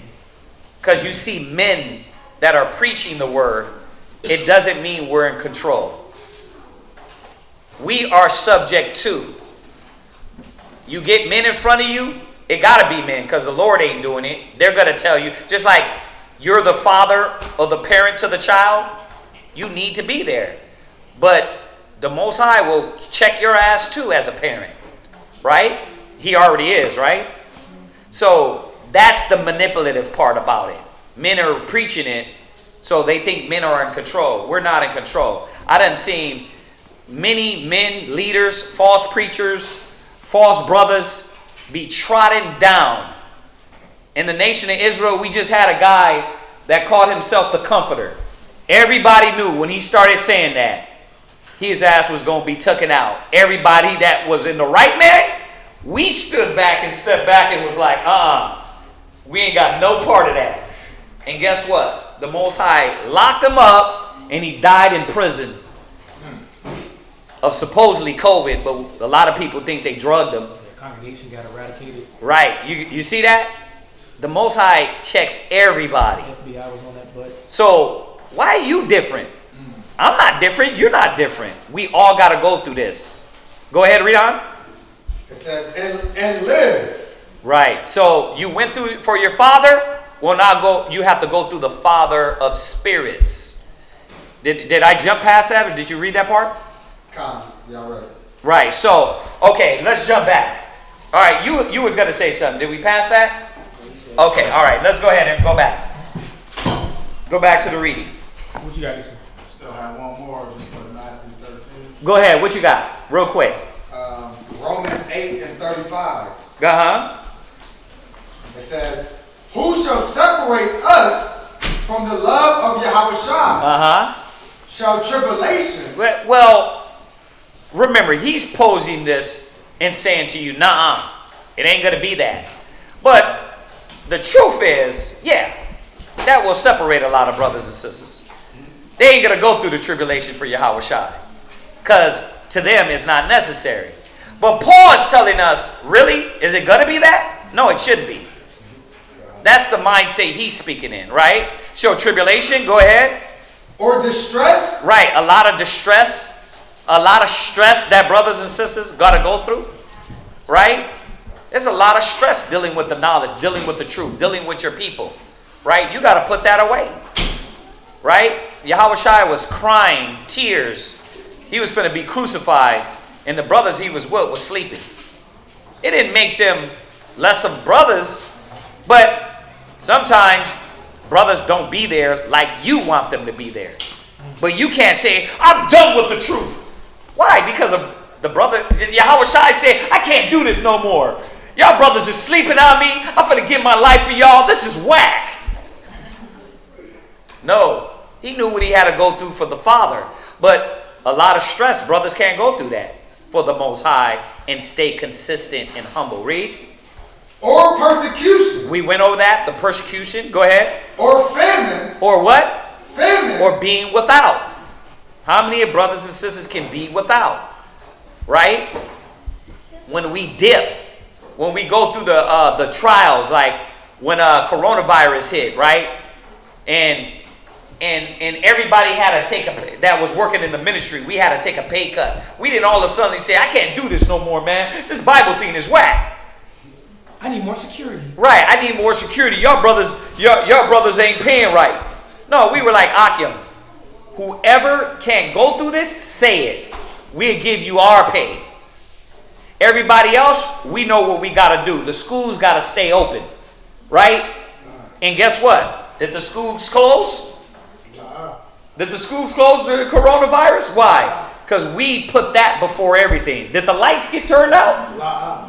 Right? Yeah, listen, when they locked down going to buildings or right. What was it called? I guess gatherings. Yeah, we did it at the house. We was like, nah, we're gonna still supply the work. Yep. You see that? But some brothers is not on that, right? Because they panic in those moments. They don't know how to live by faith, right? When I'm telling y'all what we went through, what we had to battle. Parents came through the house. Y'all can't be late on the mortgage, but right, because it's under her parents' name. They didn't give us, oh, yeah, let the rent build up. Nah. They were like, this rent need to be paid. Serious. I'm like, first of all, our stepdad's Esau, so I already knew that was coming. Right? So it was like, that rent needs to be paid. We didn't get the, like brothers got help from when we try to do that, they were like, we can't do that because it's not in y'all name. So you know how they were helping out mortgages? We couldn't do it because it wasn't in our name. So we didn't get that help. So we had to pay the rent. We had to pay our bills. We had to still make sure. But the ribs didn't panic like, I can't do this no more. You're not a husband and you're not providing to the level that's needed. My Gucci bag every week has to come in. Right? See, you're not living up to the standard. No, they were like, bruh, we ride or die. We're going through this together. Right? If we got to cut back on the Starbucks, then we got to cut back on the Starbucks. Right? We got to cut back on shopping. We got to cut back on shopping. But we're going to do it together. Right? See, people don't want to go through those things, man. Go ahead. Or nakedness. Or what? Nakedness. Or being without. I keep saying it. The clothes, the not having, the not shopping. Right? You might not have that like you used to. But is that all life's about? Fresh gear? Man, you're a damn boy. You're a kid if you think like that. I got to have all the fresh gear unless I'm not on. Right? Read. Or peril. Or what? Peril. Or peril. Right? Which is more turmoil. Right? Battles and themes and ups and downs. Go ahead. Or sword. Or what? Or sword. Yeah, going through different cities. Right? We've had, when the coronavirus came, there was women that told their husbands, oh, don't go over there with those brothers because you're going to get coronavirus. And guess how many of us got coronavirus? 0. It wasn't until after they unlocked it and they let everybody, then brothers and sisters start getting sick.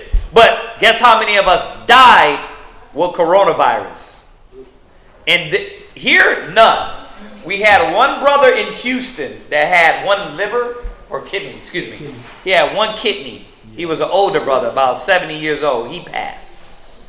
But otherwise, nobody died. You weren't having people just peel off and die because we were congregating. How many masks did we wear when we congregated? None. The Most High, you're still alive, is yet to be determined, right? Because the Delta virus is out there. But these are what we go through. And we live, we survive, because the Most High was with us. And whether the Delta virus, the coronavirus, the mask, no mask, if the Most High wants you dead, it's time for you to go. Yep, that decree will be sent. Right. Go ahead, read on. Was that it on that? It goes down. It goes down, but we get the point, right?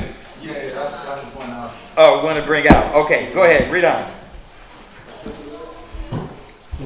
Romans 8:35 on down. So jump back to Deuteronomy, where we left off at. The book of Deuteronomy chapter 8 and verse 3. Right. And he humbled thee. Pass that mic up here. Go ahead. And suffered thee to hunger. And fed thee with manna, which thou knowest not, neither did thy fathers know. That he might make thee know that man doeth not live by bread alone, but by every word that proceedeth out of the mouth of the Lord. Matthew 4, is that not what Christ told Satan? Why? Because when it comes to getting skinny, you start skipping out meals, that brothers get serious. They're like, man, I don't know about this. But Yahweh Shai is like, that's not a necessity for me to live.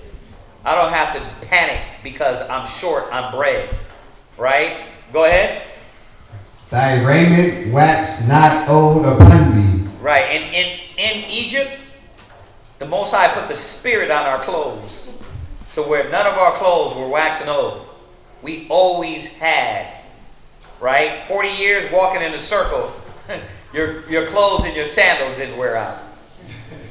Just to show you. Go ahead. Neither did thy foot swell. Right. What? You didn't get it. You didn't get a messed up toe. Think about that. You walking in the desert 40 years and your toes didn't hurt? That's beautiful, ain't it? But we don't believe it. It's a story. The Most High can have your foot not swollen. He can have your back good, your house good, your family good. But it takes faith. Go ahead. These 40 years. Right.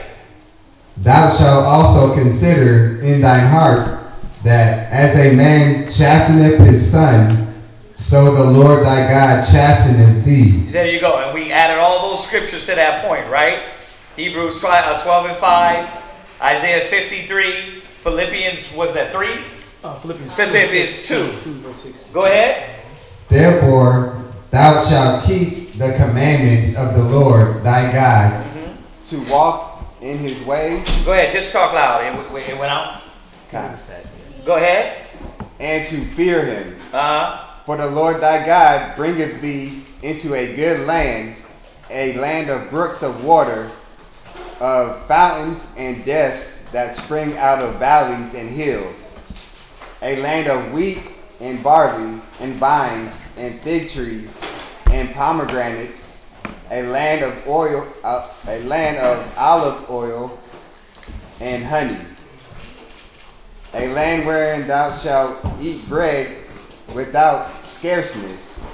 Thou shalt not lack anything in it. A land whose stones are iron, and out of whose hills thou mayest dig brass. When thou hast eaten and art full, then thou shalt bless the Lord thy God for the good land which he hath given thee. Beware that thou forget not the Lord thy God, in not keeping his commandments, and his judgments and his statutes, which I command thee this day. Lest when thou hast eaten and art full, and hast built goodly houses, and dwelt therein, and when thy herds and thy flocks multiply, and thy silver and thy gold is multiplied, and all that thou hast is multiplied, then thy heart be lifted up, and thou forget the Lord thy God, which brought thee forth out of the land of Egypt. Right, and you know that's common amongst us, right? We get a little blessing, and we what? We forget the Most High.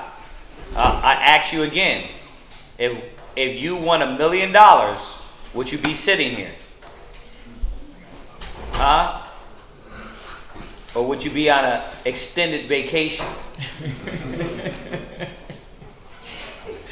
A lot of people think gain is godliness.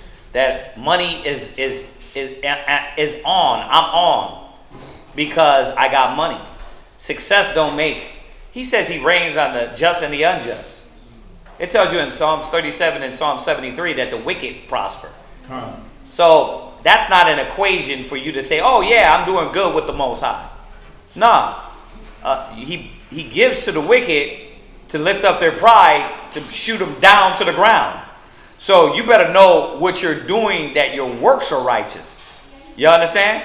You can't determine it by money and success and how many brothers you got in your school. You got to determine by you doing the right thing in the eyes of the Most High. Y'all get that? Go ahead. From the house of bondage, who led thee through that great and terrible wilderness, wherein were fiery serpents and scorpions, and drought, where there was no water, who brought thee forth water out of the rock of flint, who fed thee in the wilderness with manna, which thy fathers knew not, that he might humble thee, and that he might prove thee, to do thee good at thy latter end. And thou say in thine heart, my power and the might of mine hand have gotten me this wealth. Right, and that's the problem, that the white man glitched our brain. And when you hear all these rappers, the Lil Waynes and all these movie stars, they're what? I got this. you have to tap within. See, that tapping within ain't the same tapping in within what we believe.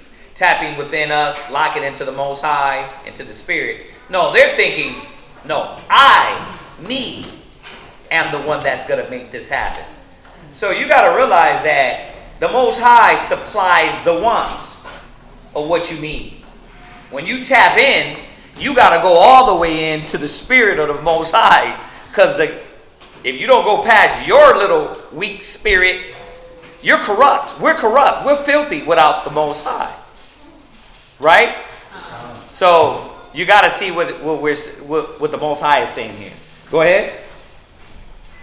But thou shalt remember the Lord thy God, for it is he that giveth thee power to get wealth, that he may establish his covenant, which he sware unto thy fathers, as it is this day. And I like that. We have to recognize that. Go to Psalms 68. Wow. Psalm 68 and verse 19. Just off the point of that, it says, for it is he that giveth thee power to get wealth. It's in the Most High's willing or will to give you if he wants to, man. Give you the wealth, give you the money, give you the cars, give you the family, give you the food. Yeah. All the things that we think that we created ourselves. No, the Most High allowed that to be flowing to you. And a lot of us, I'm going to say this, and it's not all about just the money and the cars and the clothes.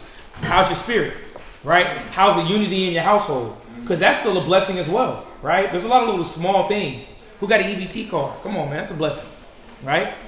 If you think about it, it's food.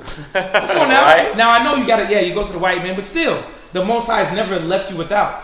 You know, there's a lot of blessings in our life that we really don't even look at, right? Little small instances. The boys don't look at that. The boys don't look at that.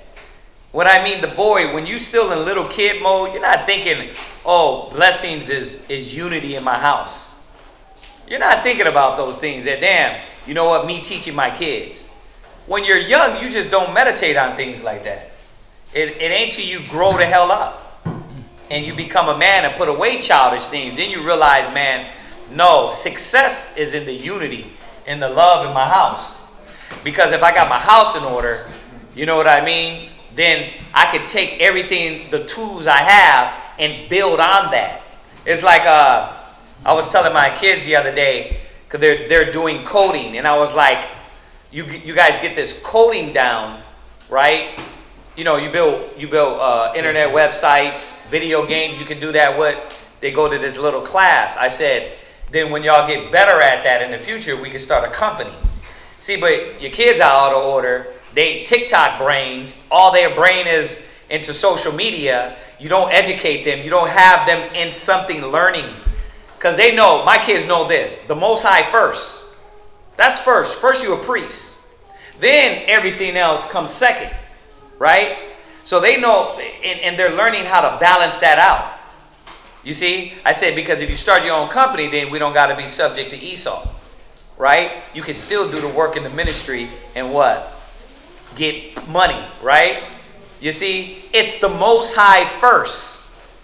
I'm not teaching them, oh, you know what? Get rich or die trying. It's good. You know, go get that money, right? Bruh, when they hit 18, 19, that's all they're going to be on. I got to go get paid. What do they leave their parents?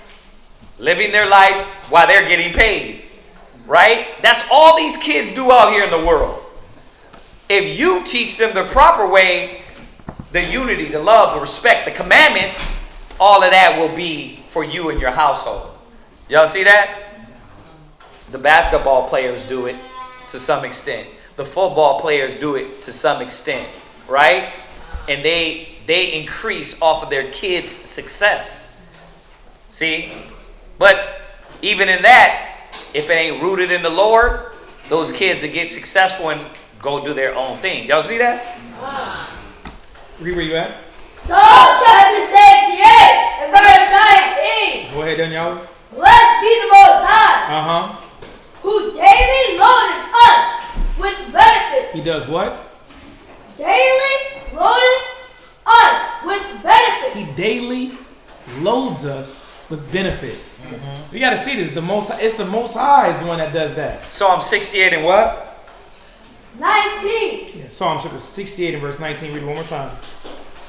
Blessed be the Most High. And what I like, it says, blessed be the Most High. Right? Blessed be the Lord that gives us this. But what does it show? Well, we're mindful. We're mindful of the small things. I'm going to say this. Y'all got to look at the news and see how your fellow brothers and sisters are living in the world. See how they living down there in Uruguay, right? How they living in Chile? How they living in El Salvador, Guatemala, where they have the femicide. They're killing women, right? They kill women, slice their skin off their body. They skin them like it's an animal. This is 2021 going on right now. But you in AC complaining, right? You got Debbie cakes at the house, but you complaining. You got shoes on your feet, but you complaining. The Most High loads us daily with all types of benefits. And I'm talking about the small things that you don't even look at. A house. You got a house with a lock on the door. You got cats with what? A gate, man. No type of lock. Just bust that down. Come all up in the house. Right? But are we actually looking at the small things that the Most High gives us? The clothes, the vehicles, the gas. You may not have no money, but at least you got a couple dollars to put in your tank. Read. But it's the Most High who loads us. He says loadeth us. Right. Many things. Finish that. Who daily loadeth us. Right. With benefits. Right. Even the God of our salvation. Yeah, even the Most High of our salvation, just showing forth what is that, we got to stop taking for granted the Most High. And as it goes down, we have to stop forgetting what the Most High does for us in our day of affliction, like the scripture says. And we'll get that eventually. Two just to add with that. Proverbs the 10:22. Proverbs 10:22. Read that, Karatazah. Proverbs chapter 10, verse 22. Diligent one. The blessing of the Lord, it maketh rich. The blessing of the Most High make it rich. That's what's rich. That's what we are going to gain success in. Go ahead. And he added no sorrow with it. So you can get money, but the money of the world comes with sorrow. Yeah. The success of the world comes with sorrow. Right? Psalms 127 and 1.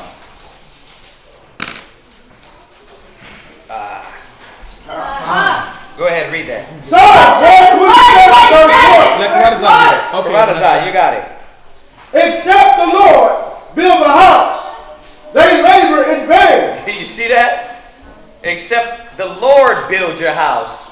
Yeah, that goes with the other one, right? Ecclesiasticus 27 and 3. Right? It goes right with that. Except the Lord build the house, you labor in vain. Your house got to be established on righteousness. As we see what's happening in our communities. Our house ain't built on the Most High. And that's why their work is in vain. 5 baby mamas, 5 baby daddies. Why? Because they're laboring in vain. You ain't establishing it on the gospel, the word. Go ahead. Except the Lord keep the city. Right. The watchman walking but in vain. Go ahead. It is vain for you to rise up early. Right. To sit up late. To eat the bread of sorrow. Right. That's vain. Yeah, you got money, but what? You sorry as hell. Yep. Right? You don't care about it. You get all these rich movie stars. You look at Drake, he got that big sad house. Right, it is. It's like you there, it's nice. It's a nice house, but he's lonely. The whole vibe is He gotta constantly bring dirty yamps through. Yep. Talking down on Think about it. When you go and run through so many women like that, you get jaded anyway. Yeah. So at a certain time, he created the song. He's 30 now, right? He's supposed to be like, in his mind, he's probably like, man, it's like I need somebody to actually be there with me. But he's messing all that up. He's still at the bar getting faded. Right. I see the video. So he's gonna be those old cats that what? That is lonely if he doesn't know how to build his house the right way. And we know he got money, so he can get anything he wants. But that stuff ain't gonna last. The house of the wicked is gonna fall. Right? Yeah. Start acting like R. Kelly, got different women in it. Right. And now I can't believe it. I gotta see it for myself. But now they were saying boys. Damn. I was seeing something the other day. It was said young boys, and I'm like, man, R. Kelly's a what? He's a Cancer? No. No, he's a Capricorn. Yeah. Capricorn, man, and not get into all the sign stuff, but they're sexual people, and he's a sexual deviant. Right. And why do you think he was? Come on, all the peeing and all the. You gotta hear his songs, man. Yeah. He was a monster. He was a filthy beast. He was a monster. He was a filthy animal. It's not what goes into a man what defiles him, it's what comes out. Because what proceeds from him is murders, envies. So what was his music about? All sexual, right? Making love in the kitchen, right? Love in the closet. In the closet, right? You remind me of my. He was real sexual. And I know you're saying, well, he's an R&B singer. No, you got to know his catalog to understand. Running trains. Yeah. You got to know R. Kelly's whole catalog to understand he's an animal. Yeah, see, listen, his live performances. Come on. He was still loose. But he has money. He has success. Where is he at? Locked up and don't let me out. Fight for my life. Right? He's locked up. Fight for my life. See, it sucks, but that. They don't want to hear. They won't hear. They won't hear get your spirit. Money is all about promoting of the flesh in this world. Right? It only gives you leisure to do more of wickedness. So, yeah. This is Psalms 11. Now, let me say this, though. Let me say this. I always got to give the balance. It's nothing wrong to have money. All right? Because a lot of times, brothers are like, so what you're saying, I got to be broke? No. We know that it doesn't come before the Most High, but it's not wrong to have money. Some brothers might open up a business. Some sisters might open up a business. You might come into a fortune. It's okay. But what are you doing with your money? Right? How you living with that? Y'all get that, right? Very important. All right? What you got? Psalms 11. That's what you got? No. Proverbs 11. My apologies. Proverbs 11. Come. Gotta say that, man. You can go straight to verse. Go to verse 3. Proverbs 11, verse 3. Yeah. The integrity of the upright shall guide you. Yeah, integrity shall guide you, right? Understanding what's pure, what's right in the eyes of the Most High to guide you. Go ahead. But the perverseness of transgressors shall destroy them. And that's the issue with a lot of our people. Our minds are perverse. The way that we think about gaining riches, the way that we think about, again, dealing with our people is perverse. The Most High says, what's going to happen? But the perverseness of transgressors shall destroy them. Yeah, the perverseness of their mind, you in the Scientology, Oprah, it's going to destroy you. Because why? Keep reading. Check this out. Riches profit not in the day of wrath. Yeah, it don't matter how much money you got. Your money is not going to get you out of prison. You're not going to do a El Chapo. Right? Oprah's money could not get her that bag that she wanted at that store in Switzerland. They still call her a what? Nigga. Listen, your money does not profit you. And a lot of our people got to understand that is that, especially money gotten in a ill way, in the wrong mentality, it don't do anything for you in a day of, it says wrath. When the day when the Most High wants to come and check you, your dollars can't save you. Your little 401k is not going to be able to help you. Read.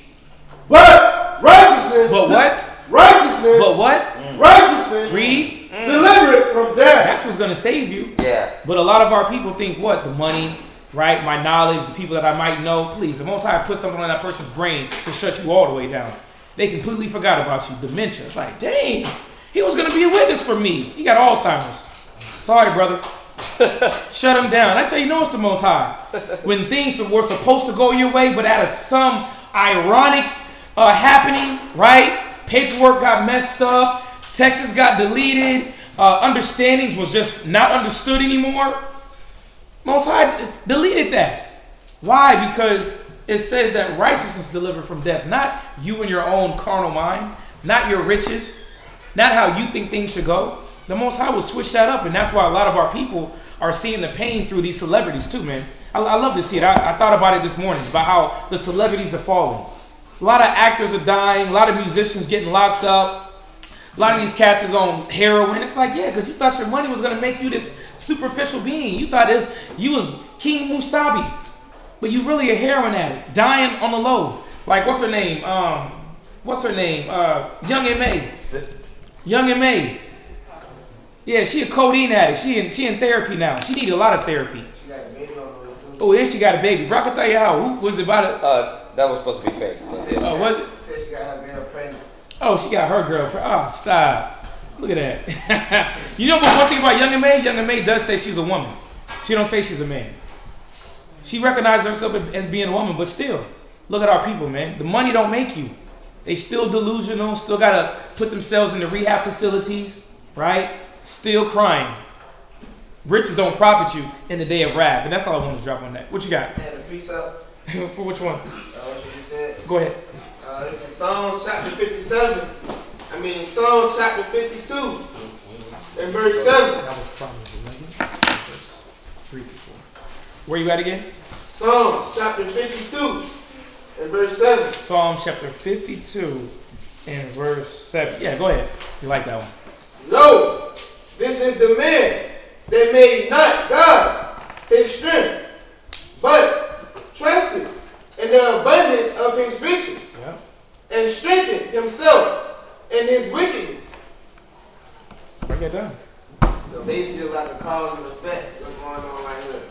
So because you was going through a little bit of discomfort or whatever situation you might have been going through at the time, and you made the decision to not trust in the Lord, but it says, Lo is the man that made not God his strength. So you didn't, your priorities wasn't in order with the Most High. You didn't put the Most High first when it came to that situation. So instead of putting the Most High first, you did what instead? You trusted in the abundance of riches. You thought the money was going to save you and get you out of that situation that you was in. And that the money was the way to go. You want to chase money instead of paying the Most High first. Yeah, I know I quoted it, but for the new brothers and sisters, let's go to Timothy's real quick. Just to add with that one. That was perfect, guys. Go to Timothy's. Yeah. It's Timothy. Oh, wow. Timothy's, what is it, 6?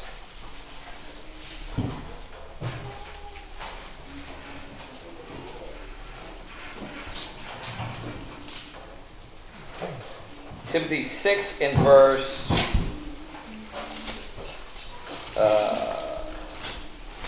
5. Timothy chapter 6, verse 5. Go ahead, Karatza. Perverse disputings of men of corrupt minds. Now, when you read the first on down, it's telling you about these false teachers, right? It goes from 3 or 4. He is proud, knowing nothing, going about questions, dealing with envy and strife and railing and surmising. Go ahead. Perverse disputings of men of corrupt minds, and destitute of the truth. Right. Supposing. Why are they destitute of the truth? Because how they're trying to put a value on the knowledge. Their value of the knowledge is not above riches and money. Right? That's how people weigh things out, unfortunately. What's my value in doing this? Well, this ain't making me money, so there's no value in it, right? Go ahead. And destitute of truth, supposing that gain is godliness. You see that? See, a lot of our people think gain is godliness. Oh, pastor's with that church or God is with that church because pastor's rich. Pastor got a jet. He got to be doing something right. That's not how it works. Gain is not godliness. Don't let it deceive you. You got to always be asking yourself, am I doing the right things to please the Most High? Go ahead. From such withdraw thyself. Go ahead. But godliness is contentment is great gain. But godliness and being content is great gain.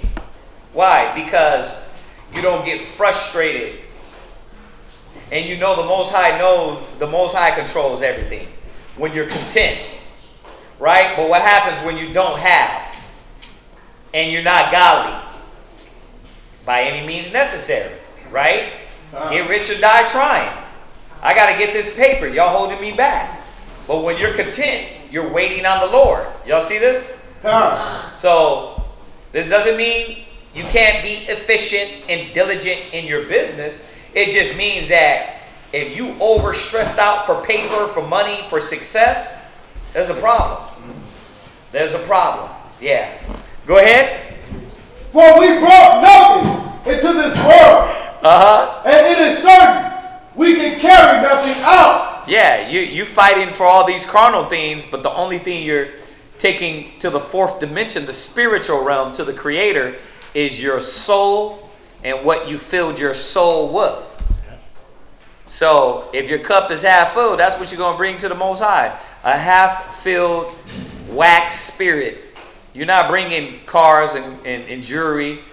I don't care how many things you've been buried with. Right, like in the cartel, they try to bury you with your Humvee, put you in a house. Like a house is your grave. Right. They bury. Y'all see the ones where they stand the people up and dress them up, and with all the jewelry and all that. Yeah, there was a dude that actually in Trinidad. Yeah. A big Trinidadian drug lord got killed. They tried to bury him in his car with all his jewelry. That's how they bury you. Oh, they dug that right up, man. They dug that nigga right up. Give me that. Give me that. There was a woman, it's funny, there was a woman that was caught, she was dumb. It was an Israelite. She got caught on live on Snapchat. Really? Taking a chain off a dead man's body. They said he killed himself. He was slumped in the sewer. She went over there, called her friends up. They went over there, took off the chain from him, and tried to dip. But she did it on Snapchat, you big dummy. Oh yeah, Yeah. people was slow, man. But you see that godliness is not not based on gaining. You got to be content, right? Go ahead. Having food and raiment, let us be therewith content. Right. Yeah. Our people ain't been taught that. The world is all about the big house, the big white picket fence, 2.5 kids, the Bentley, right? Now I'm successful. And you will work your butt to the bone, but your spirit will be wrong. Your spirit will be off. You ain't spend no time with the kids, but you're working, right? Where you going after work? My second job, right? But how's the spirit of the kids? How's your husband? How's your wife? So, something to think about. All right, let's jump back. Jump back to the reading. We ain't never going to get through the first reader. He's supposed to be the first reader, right? No, he's on the second already. He's the second reader. He's on the second reading. He's almost done. Okay, all right. Go ahead. The book of Deuteronomy, chapter 8 and verse 19. And it shall be, if thou do at all forget the Lord thy God, and walk after other gods, and serve them, and worship them, I testify against you this day that ye shall surely perish, as the nations which the Lord destroyeth before your face. So shall ye perish, because ye will not be obedient unto the voice of the Lord your God. Deuteronomy chapter 9, verse 1. Hear, O Israel, thou art to pass over Jordan this day, to go in to possess nations greater and mightier than thyself, cities great and fenced up to heaven, a people great and tall, the children of the Anakims, who thou knowest, and of whom thou hast heard say, who can stand before the children of Anak? Right. Now, we've been through this. You've been going through Deuteronomy, it's not only been the Africans that had giants among them. There's many nations that had giants among them. Why? Because there were giants in all nations. All right? You didn't have to, it wasn't angels sleeping with it wasn't angels sleeping with humans to be a giant. There was giants among all of us, right? And these cats were still around during this time. But the Most High, to show his power, was like, look, I'm going to have you destroy these bigger people, right? And show how that it doesn't matter how tall they are, how strong they are, how high their walls are. If I'm with you, you will overcome them. Go ahead. Understand, therefore, this day, that the Lord thy God is he which goeth over before thee. As a consuming fire, he shall destroy them, and he shall bring them down before thy face. So shalt thou drive them out, and destroy them quickly, as the Lord hath said unto thee. Is that it? All right, next reader. Well, once again, we could just go through these readings and just not really edify all that much, but it's a lot of information that comes out on Sabbath class. I tell you, and you hear me say it a lot, it's very important above all classes. All classes are good, but Sabbath class is going to go more in depth into a lot of these subjects. And because the reading is actual just reading, you gain a real good understanding of the Bible in its entirety. You see that? So the history, what kings, right? The laws. And that's a big thing, right? Aren't the laws the thing that you need to know? Right? As we get deeper into the laws, you're going to see there's a lot of laws that you don't keep that are really hard to keep. Right? So, go ahead and... the announcements of me Lord.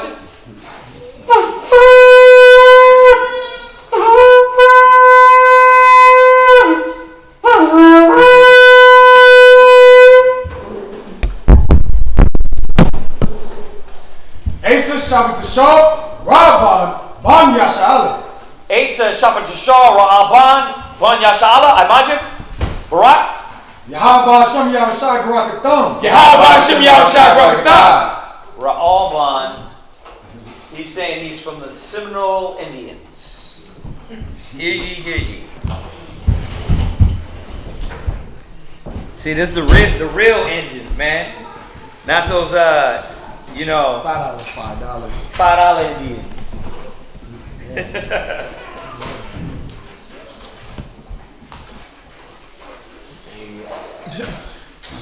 I got 1/16 of the memory. Yeah, you're Deuteronomy 9. He's reading Deuteronomy 9 what? All the way to Deuteronomy 9:4 to 22. 9:4 to 22. Deuteronomy chapter 9 and verse 4.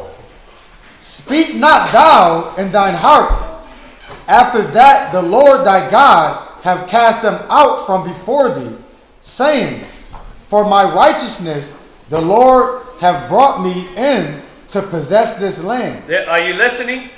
He's saying, don't come and say, oh, because I'm righteous, the Most High gave me this. That be the mind state. Read. But for the wickedness of these nations, the Lord doeth drive them out from before thee. Right. You didn't do nothing, Israel. Actually, y'all are stubborn, rebellious, stiff-necked, hard-headed. It's because these other nations, man, they're wicked. The things that they were doing, the defiled things we were doing. We went over that in Wisdom of Solomon. It said that they were sacrificing kids. They were drinking blood. They were eating flesh. Right? This is why the Most High overthrew these nations. These African nations, they always been on that filthiness. Go ahead. Not for thy righteousness, or for thy uprightness of thine heart, doest thou go to possess their land, but for the wickedness of these nations, the Lord thy God doeth drive them out from before thee. You know why we got to go over that? Because Israel be on this old high pedestal. Well, I'm an Israelite. Con. Most of you don't even act like Hebrew Israelites. You really got to get off the high horse. At least live up to the standard, then you can boast a little bit. Most High chose me above all nations. Con. But you ain't acting like the chosen. You ain't representing like the chosen. Let's represent the Most High a little bit more. Then you can stand tall. But a lot of times we be acting out of order, beastly, wild, and then say you're God's son. You're a God's son. You're not acting like it. We got to act like the sons of God. Go ahead. And that he may perform the word which the Lord sware unto thy fathers, Abraham, Isaac, and Jacob. Because the oath, the Most High made an oath, a promise, a covenant, a contract with Abraham. This is why I chose you. Because if you left it up to you niggas, y'all are stubborn and rebellious and stiff-necked. This is what he's saying. He's like, yeah, nah, don't come over here with that. No, I'm more righteouser than thou. No, I'm honoring the oath for Abraham. Go ahead. Verse 6. Understand therefore that the Lord thy God giveth thee not this good land to possess it for thy righteousness, for thou art a stiff-necked people. Check that out. Right? Go ahead. Remember and forget not how thou provokest the Lord thy God to wrath in the wilderness, from the day that thou didst depart out of the land of Egypt until ye came unto this place. Ye have been rebellious against the Lord. Also in Horeb ye provoked the Lord to wrath, so that the Lord was angry with you to have destroyed you. When I was gone up into the mount to receive the tables of stone, even the tables of the covenant which the Lord made with you, then I abode in the mount 40 days and 40 nights. I neither did eat bread nor drink water. And the Lord delivered unto me 2 tables of stone, written with the finger of the Most High, and on them was written according to all the words which the Lord spake with you in the mount out of the midst of the fire in the day of the assembly. And it came to pass at the end of 40 days and 40 nights that the Lord gave me 2 tables of stone, even the tables of the covenant. And the Lord said unto me, Arise, get thee down quickly from hence, for thy people which thou hast brought forth out of Egypt have corrupted themselves. They are quickly turned aside out of the way which I commanded them. Yeah, Israel is so quickly distracted. Me and Quatazat was talking about that on the way here. Like the fad is now dying down. The Israelite fad, the ones that were really in it, to be in it, they're gonna be in it. But you remember the YouTube fad that popularized 8-9 years ago? Now it's settling in. You see a lot of those cats from 8-9 years ago. They ain't up there no more. Why? Because it's a fad to a lot of Israel. Yeah. You go back 8 years ago, solid channels. All the ones that were on there creating arguments and fights just to get popular, they're not there no more. The ones that really believe, they stuck around, right? Yes. There was a lady at my job, and she was like, "What's the shingles mean?" And I'm like, "That's a disease." Right. And then I was like, "You mean fringes?" Like, she was asking me because I asked her what was her religion or culture, because she was sad being at work on her birthday. And then I was like, she said she was a Christian. I was like, oh. She was like, well, what are you? And I was like, I'm an Israelite. So that was a way to bring up, because I was the fringes. Yeah, because I watched a video where it was like try to talk to people about, or try to figure out a way to talk to people about what we like. You know, when we get into that conversation with Christians, you know what I say? They ask, well, are you a Christian? I say, yeah. But I'm a true Christian in the word sense, not Christianity. Because all Christian means is follower of Christ. Follower of Christ. But we're not we don't have nothing to do with Christianity. Because who were called Christians in the Bible? The Israelites. It says this when they were first called Christians. That word is in the Bible. It means follower of Christ. So when I get in those conversations, I tell them, yeah, I'm a true Christian. In the word sense, meaning a follower of Christ. Not in Christianity, because that's something else. That ain't even in the Bible. But I am what the Bible says, because the Israelites were called Christians. And then you can drag them into that conversation, because they don't know that. Nobody understands that when you go through there and you go to Paul, it says that he went amongst the Gentiles and taught the Jews amongst the Gentiles. That's why he was going to the nations. So it was about us learning, right? The Christians weren't, they try to divide the Christians from Israelite. It's the same thing. The Christians were Israelites. We follow Christ. All John the Baptist people, what did they start doing? Following Christ. That's it. That's all that means. We got to remember, man, Christianity is the white man, what they made up. Their concepts and how they engrafted that and put a bad name on the Bible. But when you go through Christianity, that ain't got nothing to do. There ain't no Christmas in the Bible. Right? Christ wasn't born of immaculate conception. That's not in the Bible. He wasn't born of an angel in the Bible. That's not in there. Right? That's all stuff they come up with. When you even go to communion, communion was the Passover. Right? This was a custom that we celebrated on the Passover. The Lord's Supper. The Lord's Supper, right? The Lord's Supper was literally on the Passover. So they took all that from the Jews and mingled certain things with it. Right? Easter. It tells you that's a bad translation. It tells you correctly translated Passover. Once again, this all has to do with us, the Israelites, but they took it and what? Adopted bunnies and eggs, bunnies laying eggs to that. Chocolate egg hunts. They ain't got nothing to do with us. You see that? So when you bring them to it and you make them the sense through the Bible, they start to see, wait a minute, this is about us. The true believers were the Israelites. You see that? Yeah. All right. Let's jump back.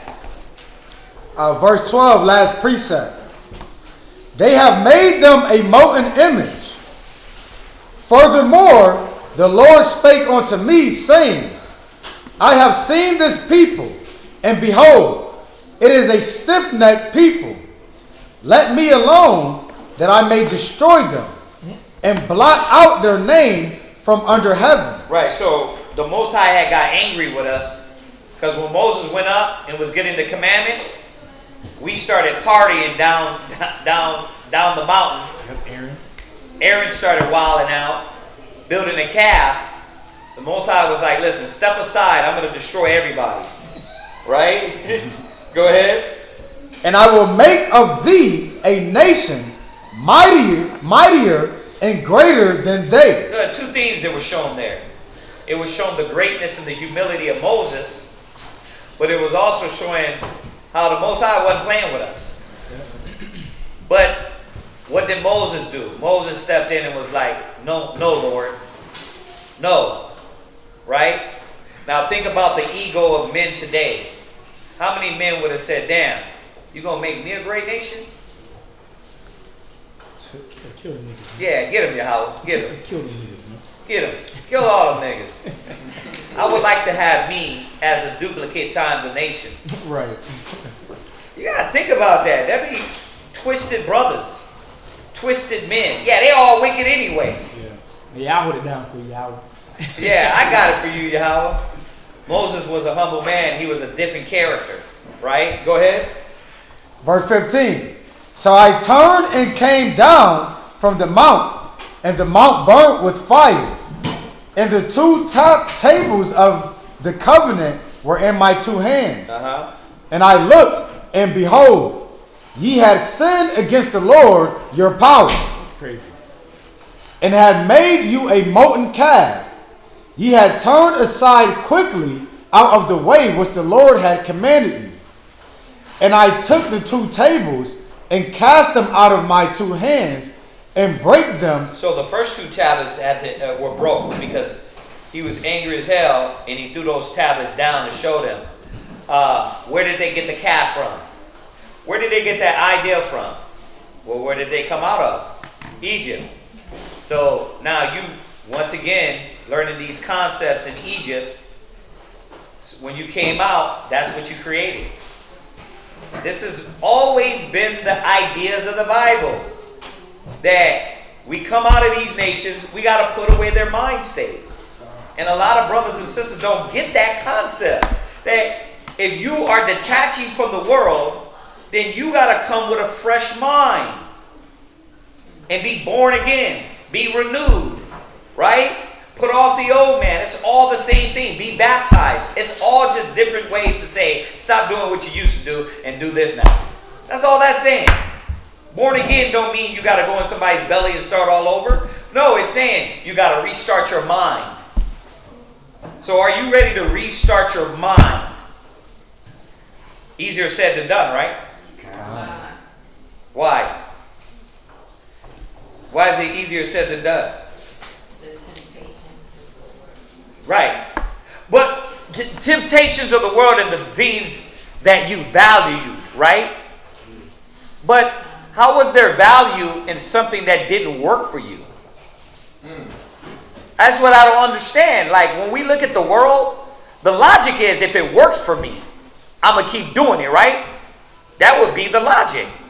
But it doesn't work for us. It didn't work. Your relationship are trash. Your kids are trash. You psychologically can't handle life, right? How does it work for you? So it would be more willing for you to be like, you know what? Yeah, the world never worked for me. You know what I mean? I don't want that. Show me the new way, Yahweh. And that's why it would be easy for you to give it up.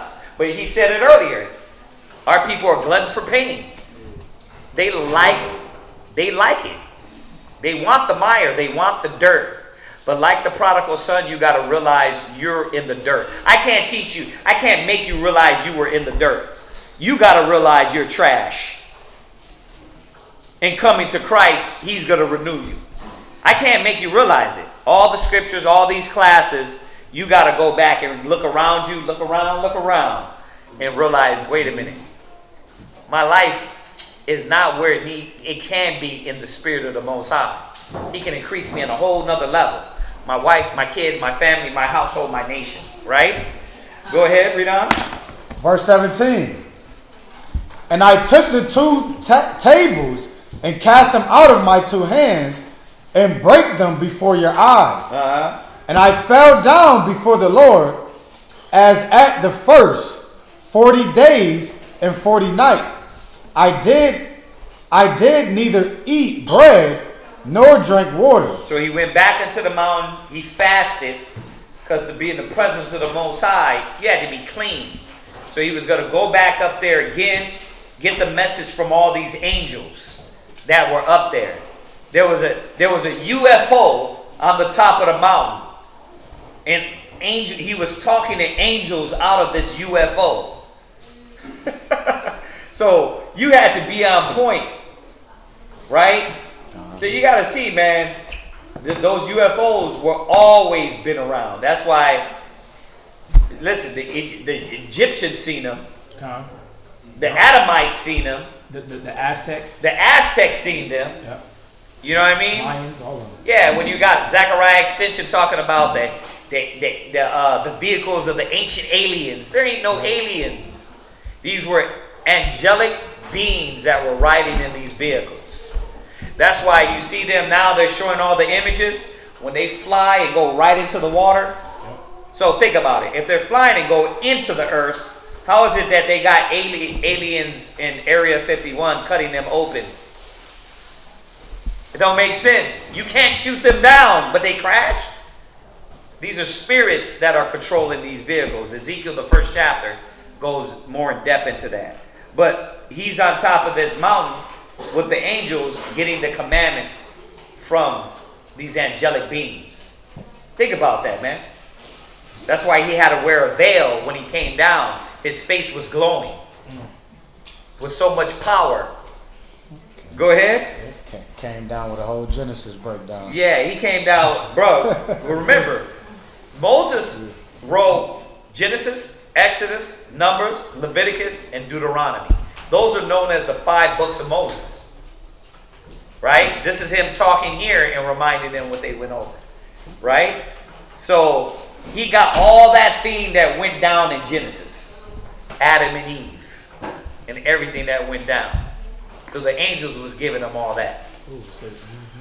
Y'all understand that? Go ahead. I did neither eat bread nor drink water because of all your sins which ye sinned, in doing wickedly in the sight of the Lord to provoke him to anger.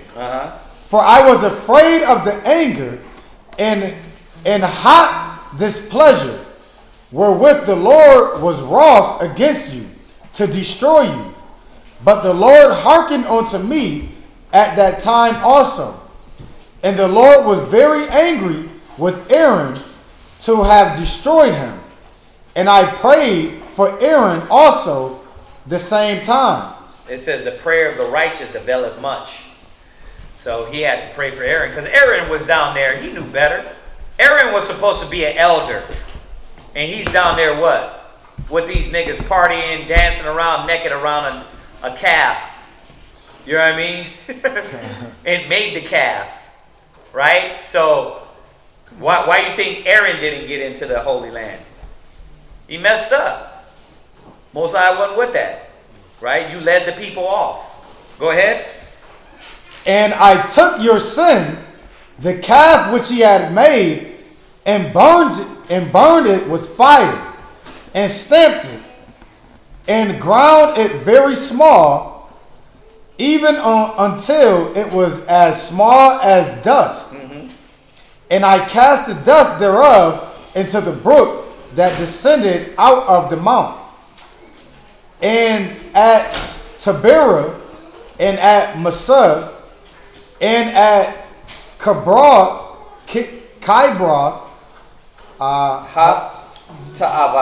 Hatavah, ye provoked the Lord to wrath.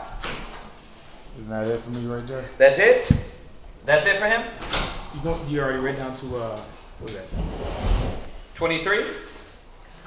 No, yeah, 22. Yeah. All right, next reader. Raza? Why, is he leaving too?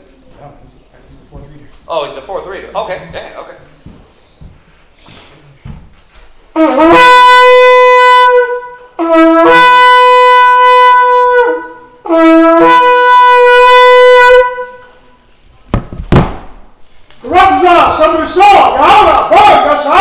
Karazah Shabbat Shah Yahawada Ban Yashala. I imagine. Right? Yahweh Shimyon Shabrakatah. Yahweh Shimyon Shabrakatah.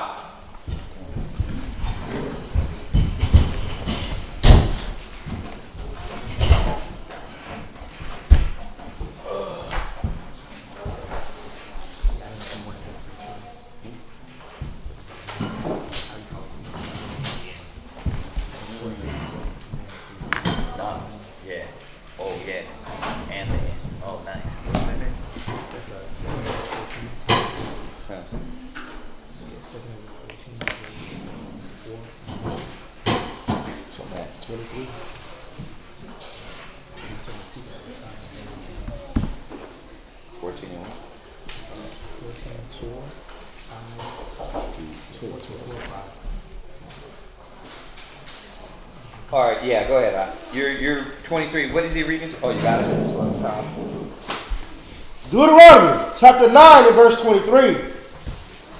Likewise, when the Lord sent you from Kadesh Barnea, saying, Go up and possess the land which I have given you, then ye rebelled against the commandment of the Lord your God, and ye believed him not, nor hearkened to his voice. You have been rebellious. You have been rebellious against the Lord from the day that I knew you. Thus I fell down before the Lord 40 days and 40 nights, as I fell down at the first, because the Lord had said he would destroy you. I prayed therefore unto the Lord and said, O Lord power, destroy not thy people and thine heritage, which thou hast redeemed through thy greatness, which thou hast brought forth out of Egypt with a mighty hand. Remember thy servants, Abraham, Isaac, and Jacob. Look not unto the stubbornness of this people, nor to their wickedness, nor to their sin, lest the land whence thou broughtest us out, saying, because the Lord was not able to bring them into the land which he promised them, and because he hated them, he hath brought them out to slay them in the wilderness. Yet they are thy people and thine inheritance, which thou broughtest out by thy mighty power and by thy stretched out arm. Deuteronomy chapter 10 and verse 1. At that time the Lord said unto me, hew thee 2 tables of stone like unto the first, and come up unto me into the mount, and make thee an ark of wood. And I will write on the tables the words that were in the first tables which thou breakest, and thou shalt put them in the ark. And I made an ark of shittim wood, and hewed 2 tables of stone like unto the first. Right, remember, so you got Moses, those 2 tablets were like, the 10 Commandments are Christianity don't get this. The 10 Commandments are just like the 4 runners. When you work on these 10 Commandments, now you're on a good start. But we had many laws, moral laws, civil laws, dietary laws, ceremonial laws. And these were commandments too. Right? So we had a lot of laws and commandments. It wasn't just 10. 10 was the beginning. Y'all get it? All right. Go ahead. And went up into the mount, having the 2 tables in mine hand. And he wrote on the tables according to the first writing, the 10 commandments, which the Lord spake unto you in the mount of the midst of the fire in the day of the assembly. And the Lord gave them unto me. And I turned myself and came down from the mount, and put the tables in the ark which I had made. And there they be, as the Lord commanded me. And the children of Israel took their journey from Barak of the children of Jaakan to Mosera. There Aaron died, and there he was buried. And Eleazar, his son, ministered in the priest's office of his stead. From thence they journeyed unto Gudgoda, and from Gudgoda to Jobath, a land of rivers and of water, waters. At that time the Lord separated the tribe of Levi to bear the ark of the covenant of the Lord, to stand before the Lord to minister unto him, and to bless in his name unto this day. Wherefore Levi hath no part nor inheritance with his brethren. The Lord is his inheritance, according as the Lord thy power promised him. Right. Well, y'all know that's why the Levites, they would eat off of what was given for sacrifice, for the ministry, because they had no, per se, jobs. Their job was the ministry, the work. Go ahead. And I stayed in the mount, according to the first time, 40 days and 40 nights. And the Lord hearkened unto me at that time also.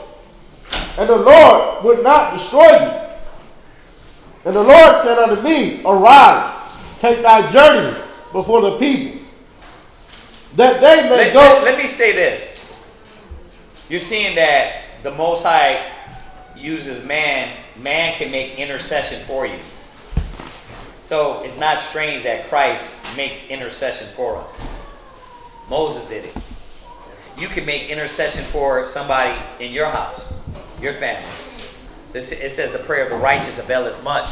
So when you face the east and you pray to the Most High because your mom is in the hospital, guess what? If you're right with the Most High, He might actually extend her a little bit of mercy for your sake, right? Your child, your kid, your family, somebody. It might be your prayer that, right? Remember, it says the prayer of the righteous pierceth the clouds. So goes right to the Most High, right? But it says the prayer of the wicked is an abomination, right? Got to go through those Proverbs, man. Proverbs and Ecclesiasticus. So the righteous prayer goes to the Most High. The wicked, they don't tell you that in church, do they? The prayer of the wicked is an abomination. That means when you pray to the Lord, He's looking at you like you filthy nigga. You don't want to hear that. You listen not to the prayers of the wicked. He don't listen. He don't hear prayers of the sinners. Why? Because the truth is that the prayer of the sinners cap anyway, right? It's cap anyway. You know what I mean? You in the shootout talking about, Lord, if you get me out of this, nigga, go out like a man. Go out like a killer. You a killer, right? Right. Nah, ain't no time to face the Lord now. You should have been did that. Ain't no time out that. So the prayer of the wicked is cap anyway. They don't really want the Most High. So that's why He says that prayer is an abomination. But the prayer of the righteous goes to the Most High. So it's nothing foreign when you got these people that try to deny the Son of God. Oh, the Most High, you don't need no man. Men always did things for us and made intercession for us. So it wasn't strange. This is a little bit more proof where you can do that, prove that. All right, go ahead. Verse 11. Uh-huh. And the Lord said unto me, Arise, take thy journey before the people, that they may go in and possess the land which I swear unto their fathers to give unto them. And now Israel, what doeth the Lord thy power require of thee? What does He do what? What do the Lord thy power require of thee? And require means He demands it. He demands things from you. What does He require of you? Go ahead. But to fear the Lord thy power, right? To walk in all His ways, and to love Him, and to serve the Lord thy power. Do what? To serve the Lord thy power with all thy heart and with all thy soul. That's one thing we don't want to do. That's why when you go to the curses, it says because we did what? We didn't want to. What does it say? Let's go there real quick. Deuteronomy. Because thou servest the Lord thy God not with joyfulness and gladness of heart, for the abundance of all things. Right? Go ahead and read it. You can read it. 47. Deuteronomy chapter 28 and verse 47. Go ahead. Because thou servest not the Lord thy God. We do what? Service not the Lord thy God. We serve not the Lord, right? And the Most High just said He requires of you to serve Him. Go ahead. With joyfulness. And with gladness of heart. You see that joyfulness in what? And actually living by the laws. And gladness in what? Understanding that by me applying this, it's going to make my life peaceful.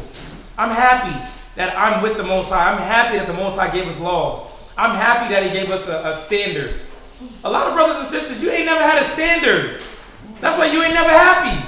You ain't never glad. You still believe in Megan Thee Stallion and her words. Right? You still listen to Judith like he's doctrine. Come on. Our people ain't never had a standard, man. Who else you want to do? I ain't gonna bring Cardi B. I'm gonna be Beyonce. Beyonce got a lot of good songs, man. A lot of bad lyrics.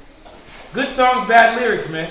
But our people, what? They're joyful to do what she says. Put the sage on your skin, right? Ushe, right? Black woman's God. You love that. But when it comes to listening to the Most High, it's a problem. That's why it says, read. Because thou servest not the Lord thy God with joyfulness, right, and with gladness of heart for the abundance of all things, therefore shalt thou serve thine enemy. Yeah, that's why the Most High said, man, you got to serve your enemy. Since you didn't want to obey me, serve me, right? Serve the Lord thy God with all thy heart, with all thy soul, to keep the commandments. You got to serve the white man. You got to serve a subspecies individual. If you already know, the white man is a subspecies. Yeah. He's not a human being. Y'all understand this? Hello? Bueller. We serve the white man. But it's because we don't do it in gladness. Think about it. Getting up for the Sabbath. Are you happy? No. Huh? No. Praying to the east. You happy? No. Right? You get to open up your Bible and learn a little bit. You happy? No. Right? Oh man, you get a little correction. You happy? Hell no. Right? I don't want none of that. Right? Most High gives you a little bit of understanding. You happy? Nah, man. We worried about the wrong things. Read it again. 47. Yeah. Because thou servest not the Lord thy God with joyfulness. Right? It's going to go right into the reading. Read. And with gladness of heart. Read. For the abundance of all things. Therefore shalt thou serve thine enemy. Go ahead. Which the Lord shall send against thee. Right. In hunger. And in thirst. Keep going. And in nakedness. We know it. Read. And in want of all things. Yeah, want of all things. Read. And he shall put a yoke of iron upon thy neck. Slavery. Yoke of iron. Just because we weren't glad, you didn't smile. You didn't see the benefit of the laws. You didn't understand why the Most High was separating you from unclean beasts. The world is unclean, man. They're horrible. All the Hamites, the Caucasians, the Caucasoids, the Neanderthals, all these individuals. Come on, man. I was watching Vice last night, and I saw them in Eritrea, right?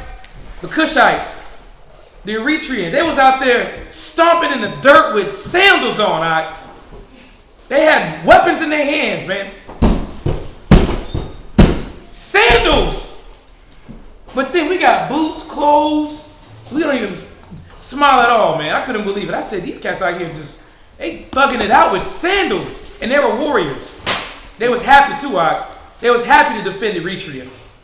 Happy to defend Ethiopia. Right? Most High made them look sick. And they're still, smiling. But when it comes to Israelites, we got everything. Most High said, you need a yoke of iron. That's why, let's jump back to the reading and get an understanding why the Most High said what he said further down in the reading. Jumping back to that Deuteronomy. Where you at? Oh, that was it? You're done on your reading? Oh, man. I'm down to 12. Okay. All right, next brother. Yeah, 5th grade.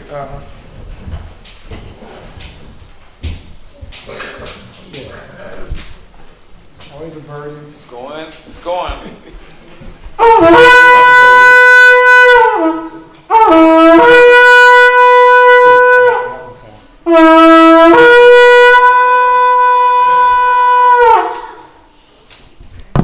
For you, brother.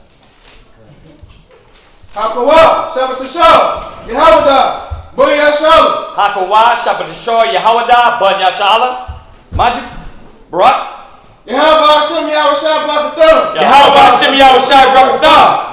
Actually, I got makes one. me laugh. Makes me smile. Right. Just real quick, though. I'm gonna do this real quick. Oh yeah, but listen. All of them had. I thought at first I was like, I know I'm tripping. Maybe it's just 1 or 2 or 3. I looked at the whole crew. Sandals, man. And they in the dirt. No socks. No socks. But the Most High said what? He said that since you didn't want to serve in joy and gladness, right? Since you thought what I was trying to impose on you was too hard, too much of your brain to analyze and to go through, go to Jeremiah. I'm going to show you something. Go to Jeremiah. Go to Jeremiah, y'all. Right, go to Jeremiah, man. Go there, man. That was a game. We got a problem. We do. The most I got one, man. I'm just trying to listen. Let it be known, man. Trying to clean it up. Jeremiah. Go to Jeremiah. What is that? I thought it was 23. It is 23. Yeah, Jeremiah 23. I thought so. Go to Jeremiah chapter 23. And you can start at verse. There you go. Start at verse 33. Go ahead, Isaiah. And when this people. Hold on. Come up a little bit. A little bit louder. And when this people, or the prophet, or a priest. It don't matter if it's the people, the priest, the prophet, right? Go ahead. Shall ask thee. Shall ask thee. Go ahead. Say, what is the burden of the Lord? Because if you're not serving the Heavenly Father, enjoying gladness, there must be a problem. There must be some type of burden that's throwing you out of the spirit. To where now you got an issue of what? Living righteous. Now you got an issue of being chaste. Now you got an issue about being consistent, dedicated, showing your loyalty to the Lord. Because if you got a frown on your face, there's an issue. What's the problem? Why you look like that? Why your face only got boo-boo smear on it? Right? Look up burden. Give me the definition of burden. A lot of our people walk around like it's a burden to be righteous. You lucky you're not in Eritrea. You lucky your belly don't look, it's all stuck out with, a lot of y'all got food in your belly. You don't got air. They got air in their bellies in these third world countries. Huh? You sisters are lucky that what? You actually have parents that care. Rather than throwing you out there in the town to do what? Make a couple dollars, man. Oh yeah. Get on that block real quick. I need that quick 20, man. We got to get food tonight, babe. Need that. That's happening. That's why a lot of y'all got to ask yourselves, are you burdened? What burdens you? Is it really following the Lord? Is it honoring your husband? Huh? Men, is it cutting off the old man? What burdens you? What holds you down? Read it again. Or keep reading. Thou shalt then say unto them. What burden? Yeah, because I'm going to say that. They're going to be like the burden of the Lord. Well, what is the burden then? I mean, do some of y'all feel burdened? Please explain. Or what could be a burden for some people? Anybody online? What could be a burden for some people? Kids? Adults? What is it? Somebody say, you're forcing me to do things I don't want to do. Oh, for real? No, it ain't me forcing, it's the Most High. But what is the burden? I'm just asking. That could be one. Not saying it is. A little louder. Trying to fulfill the responsibilities needed to fulfill. Trying to fulfill the responsibilities you need to fulfill. Could be a burden. It could be. Staying on top of yourself. Say it again. Staying on top of yourself. Staying on top of yourself. And somebody give me a definition of burden real quick, just so that we can properly understand what the word means. Burden. But yeah, but you said trying to stay on top of yourself. It could be a burden. What you got? That which is born with labor or difficulty. That which is born out of what? With labor or difficulty. Labor or difficulty. So yeah, it could be a burden to be on top of yourself because it's labor, right? To be on top of how you talk, how you're perceived, how you walk, right? Decision making, right? Thought process. Yeah, it is work. So that could be a burden, right? What else you got? That which is grievous. Wearisome. But let's go now. Let's go deeper. It says that which is grievous. But is it grievous for you to be on top of yourself? Huh? Is it grievous? Anybody? Is it grievous, Mike, to be on top of yourself? Nah. Why not? Stand up. It's not grievous because I'm starting to get into. I've been consistent. There it is. Now it's just routine now. See, now the brother's speaking facts. Say he's starting to get now more consistent in what? Being on top of yourself. So it doesn't seem grievous. But for an individual first coming in, right? Or for an individual that's finally understanding that they need to clean themselves up and cut some old habits off, it could be grievous until you understand that it's actually pleasing. Or it's actually, there's pleasure behind what? The fruit that comes from you being on top of yourself. Now you're starting to understand what words come out of your mouth before you say them, right? You start to now pause before you make decisions. You see that? So it's not a burden. After what? After the time of you working on yourself. What else you got? Worrisome. Worrying-some. You know what that is. Worrying. I'm worrying-some. You worrying-some. Right? What else you got? Or oppressive. Or what? Oppressive. Or oppressive. Because if we're not serving the Lord in gladness and happiness, there has to be some type of what?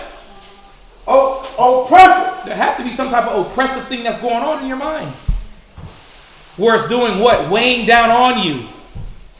Any other examples of what could be a burden and the truth? Huh? What's the burden? Go ahead, Asa. Too much on the schedule. There it is. I like that. Too much on the schedule. Explain that. Like you probably feel like you ain't got enough time to like do things you want to do in your life. You know, like just want to go out and stuff. Probably ain't got no time to do that after class. Oh, right. You know, like 9 o'clock is around the time. Probably like 9 o'clock we get out of class or so. But that's when my favorite restaurant closes.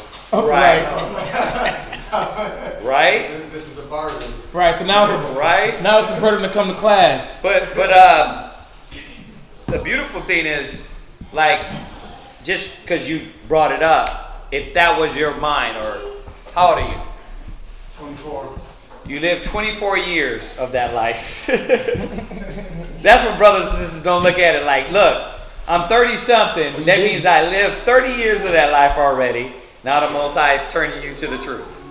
Yeah. Or you didn't all the way. You know how some cats, I really didn't fully live my life. You know what? That was your fault you was at home smoking weed all day. That was your fault you didn't take advantage, right? But there's still, you still got time to do what? Do things that you want. But according to what the Most High has you doing first. Most High is first. Everything else is secondary. What you got? What's up? I was about to say, even with that, like you said, I mean, like, you 24, I'm 22. Like, we could be, like, doing, like, things that's, like, way worse. And my mom even said it the other day, she was saying, like, cause she always complaining about, like, my schedule. I don't get to see you no more. You don't never come see your mama no more. I don't got time. And, like, she was like, well, you could be locked up. You could be in the streets again, smoking weed, selling weed. You could be hanging around the same old dope things. You hanging around the same dope heads. You could be out here on the streets. Yeah. Instead, you around like good people, you know what I'm saying, light mindset, and you increasing in the spirit, so it could be a lot worse. You know what I'm saying? Scripture says the diligent shall bear rule, and the slothful shall be under tribute. So as long as we stay diligent in the word and doing the Most High work, and there's nothing else better to do, really. Check this out. Go to 2nd Esdras.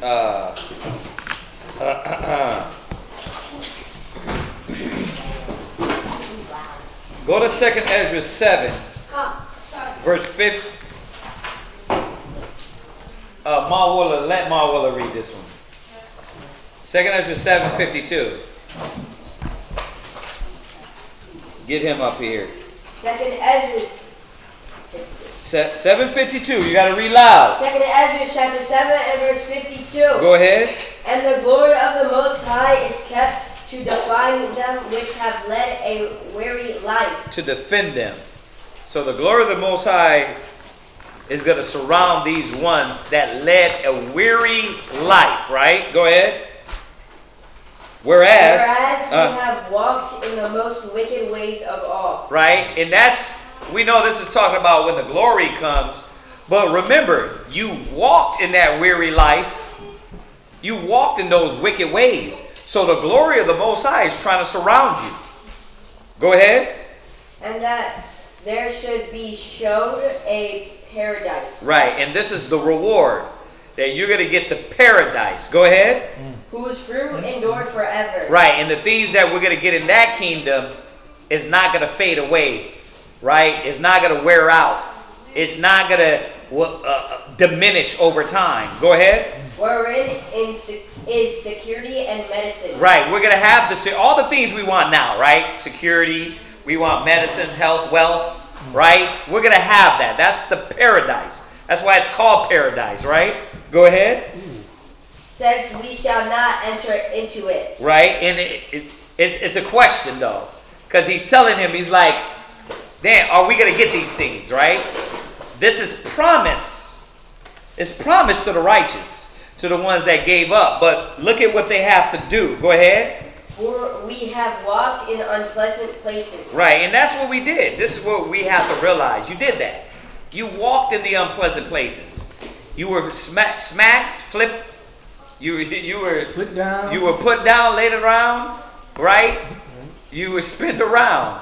Now you're supposed to see why the wicked places didn't help, right? The unpleasant. Go ahead. And that the face of them which have used abstinence. And that the face of them that use abstinence. Go ahead. Shall shine above the stars. The face of them that use abstinence. You've been called, your calling now is to be called to abstinence. And abstinence is the refraining from an indulgence of appetite. And that's what you're learning in the truth. Or customary gratification. So you're going to get in these moments to where the worldly gratification now, like Christ, is not there like it used to be. It's not there. So why? Because especially if you're addicted to the ministry, you're what? It's a lot of abstinence going on. You're restraining and refraining from a lot of things that you used to indulge in. But these are the ones whose face shine as the stars. That's the 144,000, right? The ones that live this life. Go ahead. Whereas our face shall be blacker than darkness. Whereas their faces shall be blacker than darkness. What does that mean? That the righteous are going to shine, the wicked, they're going to go into the dark side. They're going to be dragged into darkness. See? Why? Go ahead. For while we lived and committed injury. No. For while we lived and committed iniquity. Go ahead. We considered not that we should begin to suffer for it after death. You see that? And that's what they don't understand. That after death, they're going to suffer. But the ones that practice abstinence, we got a reward coming to us. But you see that word? That's a hard word right there. Yeah. Abstinence. Oh, you know how it is. Oh, I'm abstinent now. Yeah. I'm done with that. I'm abstinent. Yeah. All right, jump back. Where you at? No, that was it on that. All right, jump back to Deuteronomy. Deuteronomy chapter 10 and verse 13. To keep the commandments of the Lord and his statutes, which I command thee this day for thy good. Right. Behold, the heaven and the heaven of heavens is the Lord thy God, and earth also with all that therein is. Only the Lord had a delight in thy fathers to love them, and he chose their seed after them, even you, above all people, as it is this day. Circumcise, therefore, the foreskin of your heart, and be no more stiff-necked. For the Lord your God is God of gods, and Lord of lords, a great God, a mighty and a terrible, which regardeth not persons, nor taketh reward. He doth execute the judgment of the fatherless and the widow, and loveth the stranger. Yeah, the fatherless and the widow. I like that. I was going to go through this chat right here. Go back up a little bit. Shamyala said, what is 2.5 kids? You got one on the way, man. 2.5 kids, you got one on the way. But the sister said here, it's a burden to want to give the Most High your time, but your husband and children are in the world and they constantly require time as well. Yeah. And that's what it is, balancing these things out. But here's how it works. Your pleasing the Most High is pleasing your husband, your kids. See, the Most High made it simple. To show your value to Him, you have to be of value to your household, your nation, your family, your kindred. Right? That's how you show the Most High love. Right? If you go back to that Philippians 2, when y'all get a chance, if you go to Philippians 2, it tells you in the verse above, it said, it's actually, verse 4. Look not every man on his own thing, but every man also on the things of others. Let this mind be in you, which was also in Yahweh Shai. So that's the mind. We got to read. My life now is dedicated to my family, the Most High, above all. Y'all see that? So this is what it's supposed to be. Right? Abstinence. You ain't in the streets no more. You're dedicated to something. All right, let's jump back. And loveth the stranger. Read it again. Deuteronomy chapter 10, verse 18, second precept. I just start from the top. Mm-hmm. He doth execute the judgment of the fatherless and widow, and loveth the stranger, and giving him food and raiment. Verse 19. Love ye therefore the stranger, for ye were strangers in the land of Egypt. Thou shalt fear the Lord thy God. Him shalt thou serve, and to do him shalt thou cleave, and swear by his name. Right, and once again, when we talk about the strangers, listen, we were to treat all people with respect, wisdom, knowledge, and understanding. That's not foreign, right? You deal with people correctly because you don't know who that brother or who that person really is. Remember, if we judge by sight, we can't just judge by sight anymore and be like every person's a white person, an African person. Sometimes you don't know. So you deal with people with respect, no matter what nation they are. That doesn't take it away what the Most High is going to do with them, but you still, the scripture says, if it be possible, be at peace with all men. If it be in your power, you're supposed to be at peace with all men. Right? Go ahead. Verse 21. He is thy praise. He is thy God, that hath done for thee these great and terrible things, which thine eyes have seen. Thy fathers went down into Egypt with 70 persons. And now the Lord thy God hath made thee as the stars of heaven for multitude. Deuteronomy chapter 11 and verse 1. Therefore thou shalt love the Lord thy God, and keep his charge, and his statutes, and his judgments, as his commandments, always. And know ye this day, for I speak not with your children, which have not known, and which have not seen the chastisement of the Most High, his greatness, his mighty hand, and his stretched out arm, and his miracles, and his acts, which he did in the midst of Egypt, unto Pharaoh, the king of Egypt, and unto all his land.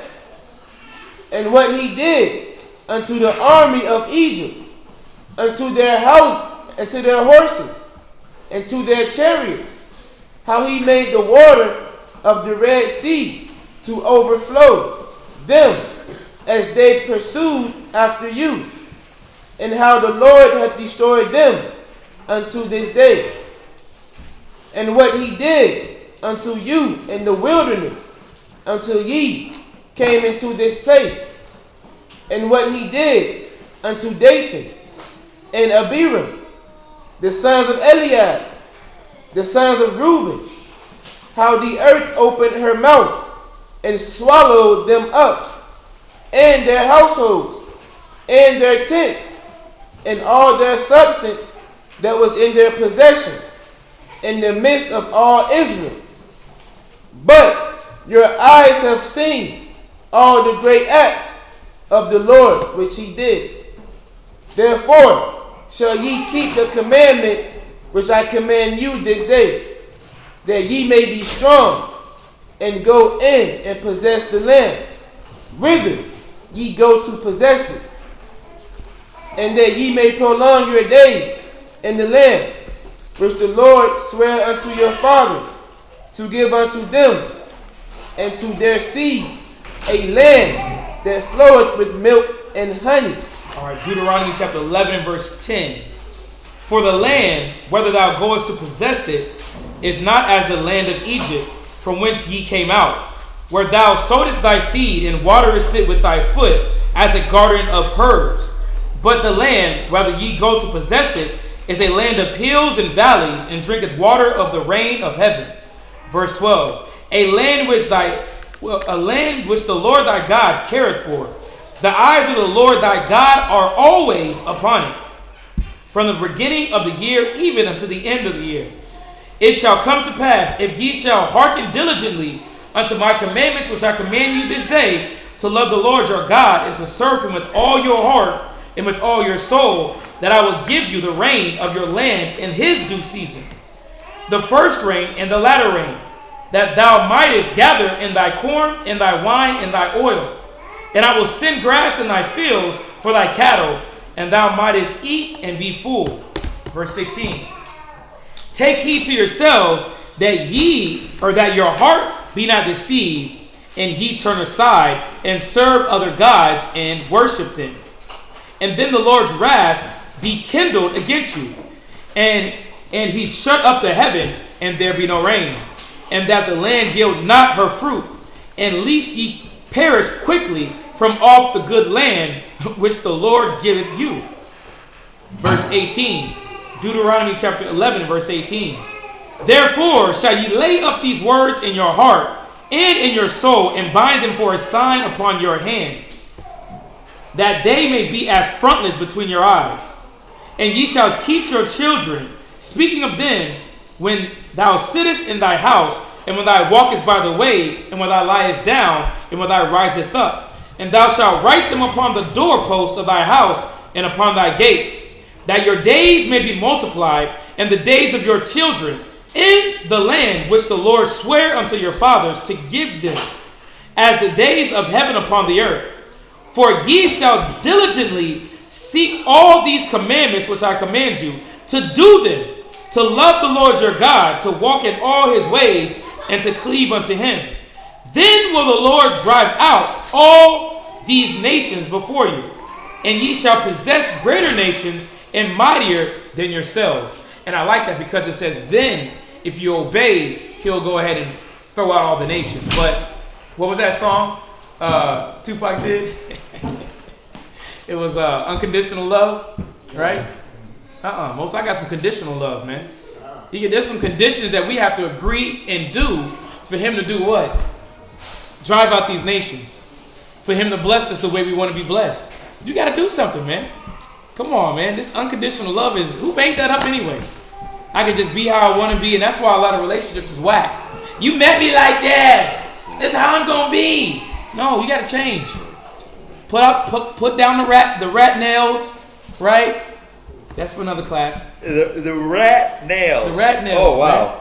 You know, you got your Flo Johnson. What was the track stars? Those are real nails, though. Flo's nails is real. You remember her? What was her name? Flo. I think it was Flo Johnson, right? Flo something. She had the nails that curled up. Those are real. She had a lot of bananas, man. A lot of women don't understand. Your nails can grow. Stop biting them. Stop numbing them down. Take off the what is it? What's the chemicals you take off? The acrylic. You're killing your nail beds, right? Let it grow. But the Most High says that you would have to bow down. There it is, Flojo. There it is, JW. That is Flojo. But it says, where did I leave off at? Verse 23. Then will the Lord drive out all these nations before you, and ye shall possess greater nations and mightier than yourselves. Every place whereon the soles of your feet shall tread shall be yours. From the wilderness and Lebanon, from the river Euphrates, even unto the utmost sea shall your coast be. Verse 25. That was a fertile crescent. Now we in the land of the west, right? Deserts, east. What do they call it? The concrete jungle. Come on, man. We in a concrete jungle, and I thought about that. It's got a lot of these mansions. Rick Ross is living on all these acres, but they living on concrete, man. This ain't where it's at. You want to have some vegetation. Some vineyards, gardens, pastures. see some greenery. Come on, man. You get no type of greenery out here, no dirt. Atlanta's nice for that, though, the greenery. Oh, yeah. Yeah, they got a lot of trees out there, man. A lot of trees and a lot of sodomites. That's... Go right with the equal balance, right? Definitely. Yep, a lot of trees, a lot of sodomites. Verse 25. There shall no man be able to stand before you, for the Lord your God shall lay the fear of you and the dread of you upon all the land that ye shall tread upon. And he has said that, or he has said unto you. From there we're going to jump to Isaiah 49. Isaiah 49. To continue in the Shabbat reading. Anybody have any questions over that? Wow. Deuteronomy. Say that again. Wow. Isaiah 49. Yeah, Isaiah chapter 49 and verse 14 through 16. Isaiah 49, verse 14. But Zion said, the Lord hath forsaken me, and my Lord hath forgotten me. Can a woman forget her sucking child, that she should not have compassion on the son of her womb? Question. Yea, they may forget, yet will I not forget thee. Behold, I have graven thee upon the palms of my hands. Thy walls are continually before me. All right. And read down to verse what? 49, 17 through 51 and 3. Okay. 17.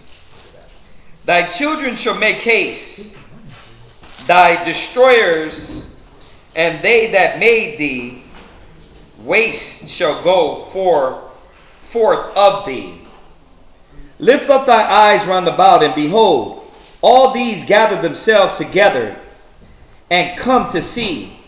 As I live, saith the Lord, thou shalt surely clothe thee with them all, as with a ornament, and bind them on thee, as a bride doeth. For thy wastes and thy desolate places, and the land of thy destruction, shall even now be too narrow by reason of the inhabitants, and they shall swallow thee up. And they that swallow thee up shall be far away. The children which thou shalt have, after thou hast lost the other, shall ye say again in thine ears, the place is too strait for me. Give place to me, that I may dwell. Then shalt thou say in thy heart, who have begotten me? Who have begotten me these? Seeing I have lost my children, and am desolate, a captive, and removing to and fro.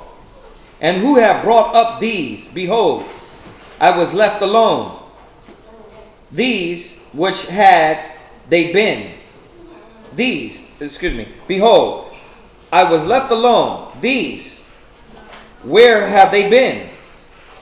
Thus saith the Lord Yahweh, behold, I will lift up my hand to the Gentiles, and set up my standard to the people. And they shall bring thy sons in their arms, and thy daughters shall be carried upon their shoulders.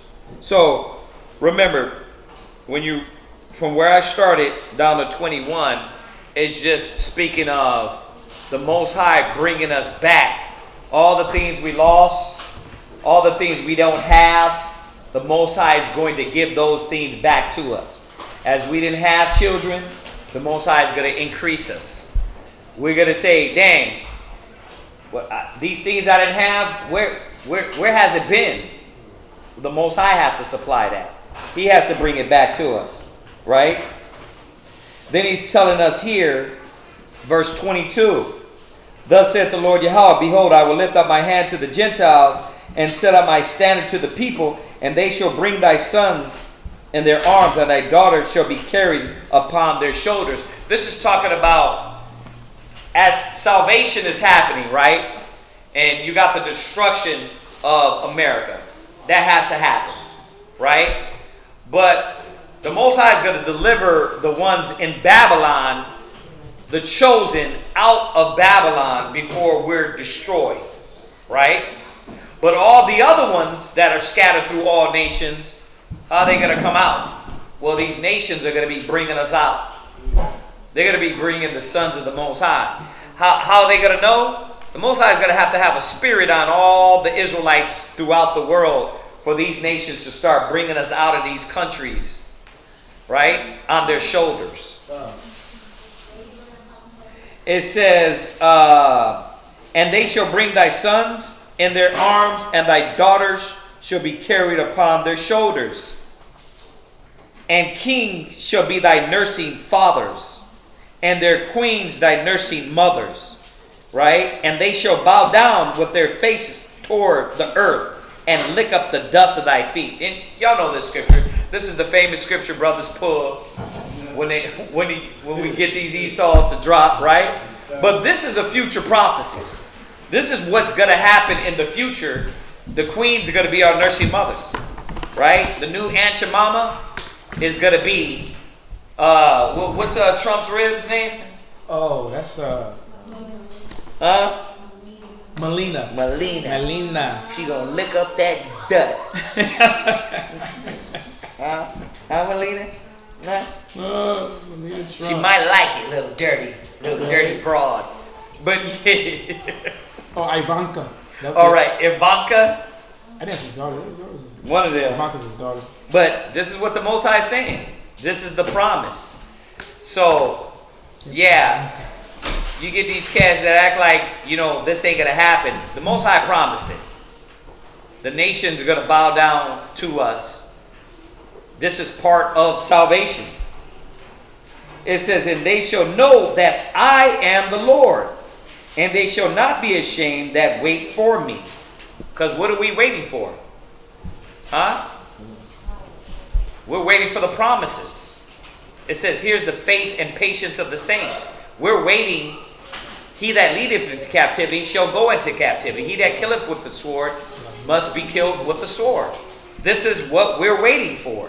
Part of it, right? To be delivered from our enemies, right? It says, shall the prey be taken from the mighty, or the lawful captive delivered?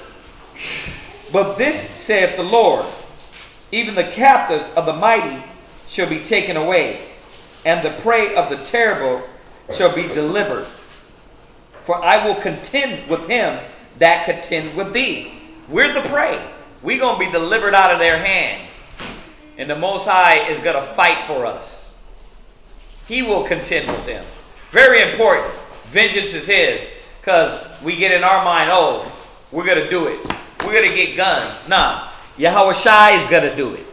He's already doing it. It's all for you. It's all for you, Israel. Right? He's contending with us. The earthquakes, the famines, the pestilence. That's us being brought forth as a nation. Plagues. The plagues. That's us. That's for us. It says, and the prey. Oh, I read that. And it says, did I read that? Edith. Okay. And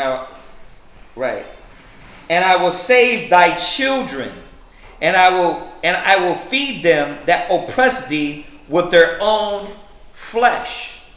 That's the God of the Bible. He's going to feed them with their own flesh. All the pride, all the pride they took in, their little missiles, their bombs, their Navy, Air Force, and the Marines.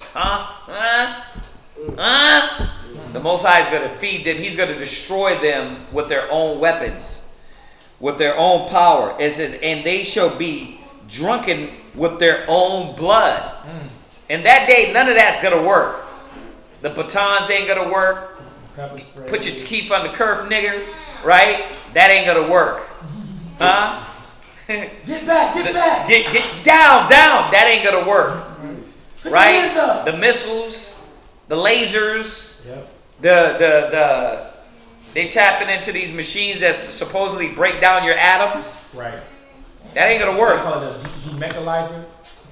Yeah. whatever the hell Esau got going on over there, it ain't gonna work. It says, and they shall be drunken with their own blood as with sweet wine. And all flesh shall know that I am the Lord, and thy Savior, and thy Redeemer, the mighty one of Yahweh. I'm reading 51. I'm reading all the way down to 51. Actually, no, you're reading all the way. Yeah, 51. In the first verse? No. The whole chapter. Yeah.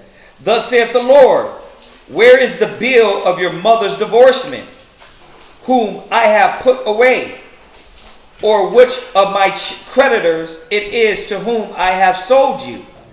Behold, for your iniquities have ye sold yourselves, and for your transgression is your mother put away. Remember we went over Jeremiah 3 yesterday, going into how the Most High divorced us, right? But he's saying you divorced yourself. You played yourself, right? Wherefore, when I came, was there no man? When I called, was there none to answer? Is my hand shortened at all, that I cannot redeem? Right, because when he calls men to step up, they can't step up to that level. Right? Nobody can beat the white man. He's got all the guns. He's got all the missiles. When it comes that way, nobody can beat him. But Yahweh Shai is going to stop all that. Their weapons, the scriptures say, no weapon that is formed against thee shall prosper. In that day, he's going to cut that short. Wherefore, when I came, was there no man? When I called, was there none to answer? Is my hand shortened at all, that it cannot redeem? Or have I no power to deliver? Behold, at my rebuke I dried up the sea. I make the rivers a wilderness. Their fish stinketh, because there is no water, and dieth for thirst. I clothe the heavens with blackness, and I make sackcloth their covering. I'm reading down to 3. Okay. It says, the Lord Yahweh had given me the tongue of the learned, that I should know how to speak a word in season to him that is weary. And ain't we trying to all get that tongue of the learned, to know timing, to become all things to all men, to speak to the weary when they need it, to rebuke the proud when that's needed, right? The Most High has given us that tongue. He said he puts his word in our mouth, and it would be as a fire. It would be as a hammer. It says, he waketh morning by morning. He wakeneth my ear to hear as the learned. The Lord Yahweh hath opened my ear, and I was not rebellious, neither turned away back. I gave my back to the smiter. See, you got to understand what's going on here. Isaiah is dropping this prophecy. He's jumping here, though, right? He's jumping from the future. He's talking about himself when he says what he did, opening up his ear, listening to what the Most High gave him. Because who's putting this in his mind? The Most High, right? If you read this, a lot of these quotes are used through the Bible, right? It's going to go on. It said, the Lord Yahweh hath opened my ears, and I was not rebellious, neither turned away back. Now he's going to jump into prophecy about Yahweh Shai, right? I gave my back to smiters, my cheeks to them that plucked off the hair. I hid not my face from shame and spitting. Isaiah 53. Why? Because he went into the shame. He didn't say, nah, I'm not gonna go through this. I don't have to go through this to be accepted of the Lord. He actually put himself in those conditions. For the Lord Yahweh will help me, therefore shall I not be confounded. Therefore have I set my face like a flint, and I know that I shall not be ashamed. He is near that justified me. Who will contend with me? Let us stand together. Who is mine adversary? Let him come near to me. Behold, the Lord Yahweh will help me. Who is he that shall condemn me? Lo, they all shall wax old as a garment. The moth shall eat them up. This is the prayer Yahushua is praying. This is what Yahushua knew. That it didn't matter what I'm going through. The Most High is going to be with me. It says, who is among you that feareth the Lord, that obeyeth the voice of his servant, Yahushua, that walketh in darkness and have no light? Who is these ones that don't have no light, right? Let him trust in the name of the Lord. The ones that walk in darkness that have no light, they supposed to be listening to this. You're hurting, you're in pain. Well, you got to receive the light. John 3:17 tells you how you come to the light. You got to get rebuked. You got to get corrected. And they stay upon the Most High, meaning their strength is on the Most High. What it means by stay. Behold, all ye that kindle a fire, that compass yourselves about with sparks, walk in the light of your fire, and in the sparks that ye have kindled. This shall ye have of mine hand. Ye shall lie down in sorrow. 51:1. Hearken to me, ye that follow after righteousness, ye that seek the Lord. Look unto the rock whence ye are hewn, and to the hole of the pit whence ye are dead. 51:1. Look unto Abraham your father, and unto Sarah that bare you. For I called him alone, and bless him, and increase him. For the Lord shall comfort Zion. He will comfort all your waste places. For he will make your wilderness like Eden, and her desert like the garden of the Lord. Joy and gladness shall be found therein, thanksgiving and the voice of melody. Yeah, from there, Matthew 16. Matthew 16. Matthew 16, verse 13 to 20. Matthew 16. Did y'all have any questions on that Isaiah? Wow. Let's try it again. Did y'all have any questions on that Isaiah? Thank you. Yeah. I had a precept. On what? How you have the light part. Hold it. Where you at? Proverbs? No. Psalms? No. Where you at? Ecclesiasticus 17 and 26. Okay, pull it. Let's pull it. Ecclesiastes 17:26. And this is going with what verse?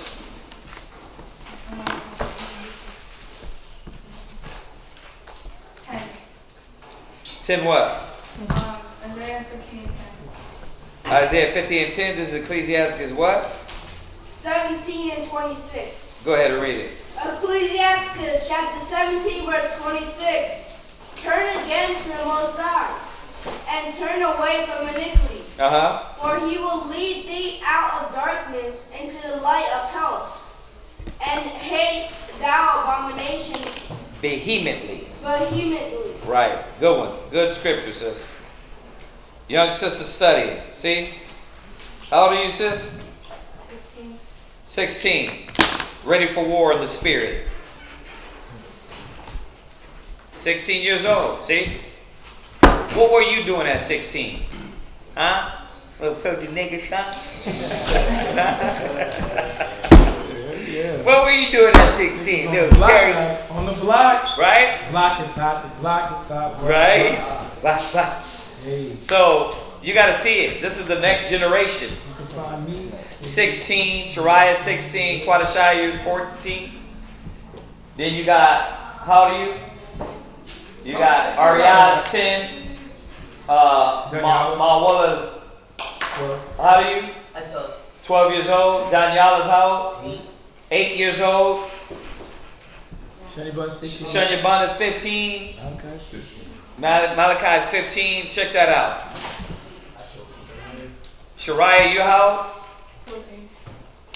Where's y'all head at? This is it. You know what I mean? If you keep that consistent now, When you get 18, you won't have mental problems. You won't have psychological problems, but you got to seek the Most High, not boys. Nah, don't start looking down now. Don't start looking down at your phone now. See, if you keep your head in the book and learn where wisdom is, then you will understand how to deal with all those things when you get older. But that's why right now, you young women can't be looking for boys to fix something. He's a boy. What is he going to do at 15? What he going to teach you? You can't have conversations. Right? Y'all Y'all can't even, on the phone. Yeah. So y'all got to keep your head in the book. So it's good. It's good you're studying, sis. What's the episode? You know, you got to be in that Ecclesiasticus proverb, because the Ecclesiasticus and Proverbs, on top of all the other things, but is going to get your logic right, your thinking, solving issues, your little fake problems that you got right now. And I do say fake because y'all ain't really got no issues as of yet. You ain't paying no bills. You ain't paying nothing. Right? You ain't paying no bills. You barely clean your room. You get snack money. Right. Right. You ain't got no issues. And I know you think you're grown. You got a mind too. Nigga, please. You do got issues. You do got issues, but not like they're going to be. So if you keep your mind in the book, young boys and girls, and get it off of you need a friend, you need a boyfriend or a girlfriend, then you can settle your mind so when you do get 18, 19, 20, and you do have a boyfriend, you can not be a drama queen. Right. Huh? You break him down. He requires. Oh boy! Right. You won't be silly as hell to be running from boy to boy. You won't be running from girl to girl. So it's good that you're studying. Keep doing that. All y'all got to be doing that. Taking time out to get in the book. You know what I mean? We got to address the kids once in a while. Right? They try to act like sometimes it ain't pertaining to them. But this all has to do with you. Look at the pain. I keep telling y'all, go to your mama, ask your mama, Mama, how many niggas you been with, mama? And mama gotta tell you, yes, I was a dirty yam before the truth, but Yahweh Shai made me new. It's okay. Let the pride go and tell your daughter what it is to be a thought. Fathers, let the pride go and tell your sons what it is to be a weed head, sagging pants, no responsibility taking nigga. Tell them. Say, I was that. You don't want that. You don't want to live that life. Because you got to be real with them and show them that that's not the way. That wasn't living. You know what I mean? Don't hide it from them, man. You understand that? To help them through this path and this journey of life. All right. We are at Matthew's 16 and what? 13. And when Yahushua came into the coast of Caesarea Philip, he asked his disciples, saying, who do men say that I, the Son of Man, am? And they said, some say thou art John the Baptist, some say Elijah, and others Jeremiah, or one of the prophets. And he saith unto them, but whom say ye that I am? And Simon Peter answered and said, thou art the Mashiach, the Son of the living power. And Yahushua answered and said unto him, blessed art thou, son of Barjona, for flesh and blood have not revealed it unto thee, but my Father which is in heaven. And I say unto thee, thou art Peter, and upon this rock I will build my church, and the gates of hell shall not prevail against it. And I will give it unto thee, and I will give unto thee the keys of the kingdom of heaven. And whatsoever thou shalt bind on earth shall be bound in heaven, and whatsoever thou shalt loose on earth shall be loosed in heaven. What verse am I reading to? 20. Then charged he his disciples, they should tell no man that he was the Mashiach. Y'all got any questions on that? Okay. Jumping over to Judith. And after Judith, this will be the end of the reading. If you have any questions, prepare them. If not, we're going to finish up the prayers and go ahead and get ready for more work of the Lord to get out in these streets.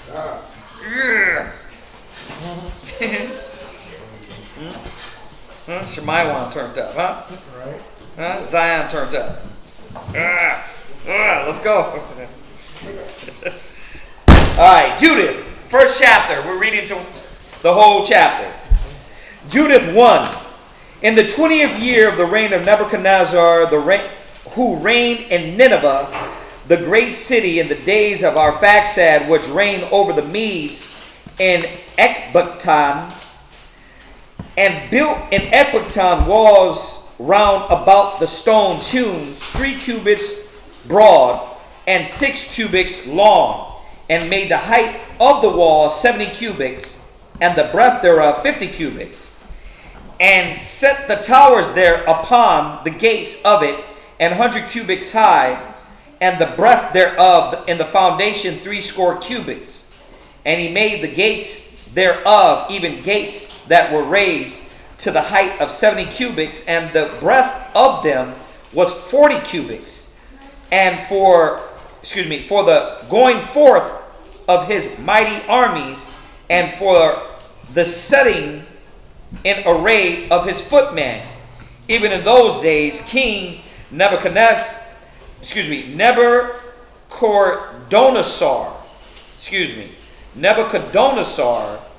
made war with King Arphaxad in the great plain, which is in the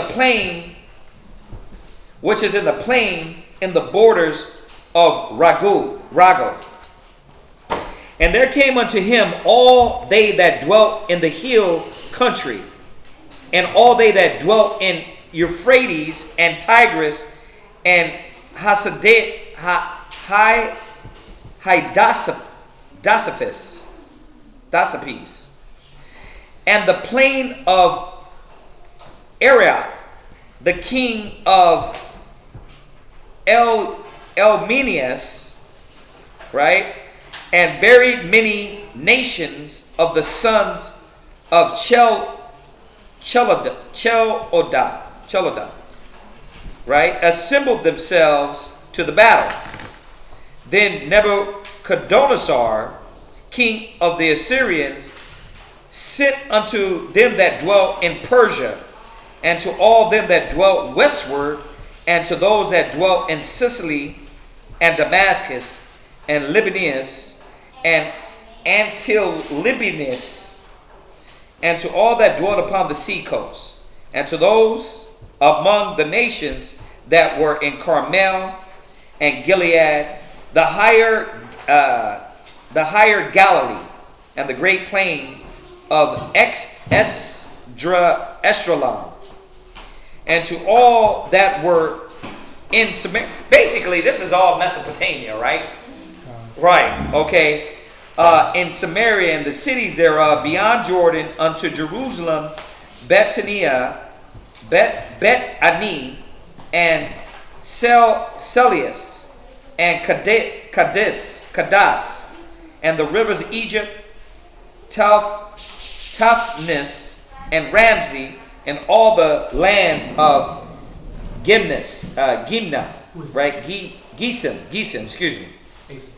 Until ye come beyond Tanis and Memphis, and to all the inhabitants of Egypt, until ye come to the borders of Ethiopia.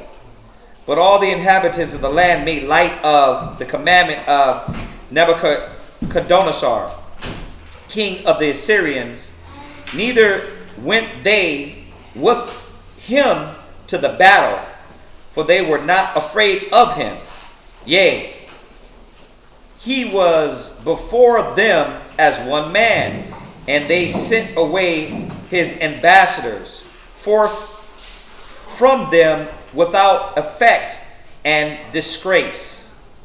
Right? So this cat make this big announcement that he's finna take over, and everybody's like, who? We don't know you, bruh. We ain't listening to that. Therefore, Nebuchadnezzar was very angry with all the country, and swore by his throne and kingdom that he would surely avenge upon all those coasts of Cilicia and Damascus and Syria, that he would slay with the sword all the inhabitants of the land of Moab, and the children of Ammon, and all Judea, and all that were in Egypt, till ye come to the borders of the two seas. Then he marched in battle array in his power against King Arphaxad in the 70th year, and prevailed in his battle. For he overthrew the power of Arphaxad and all his horsemen and all the chariots, and became lord of his cities, and became and came unto Ecbaton, and took the towers, and spoiled the streets thereof, and turned the beauty thereof into shame. He took also Arphaxad into the mountains of Haggai, and smote him through with his darts, and destroyed him utterly that day. So he returned afterward to Nineveh, both he and all the company of sundry nations, being a very great multitude, men of war. And there he took his ease and banqueted, both he and his army, and 120 days. All right. So this is being set up for this king of Assyria to start running through and taking over all these nations. All right. All right. We'll get deeper into that next reading. Does anybody got any questions on any topic? Anything we want to touch on?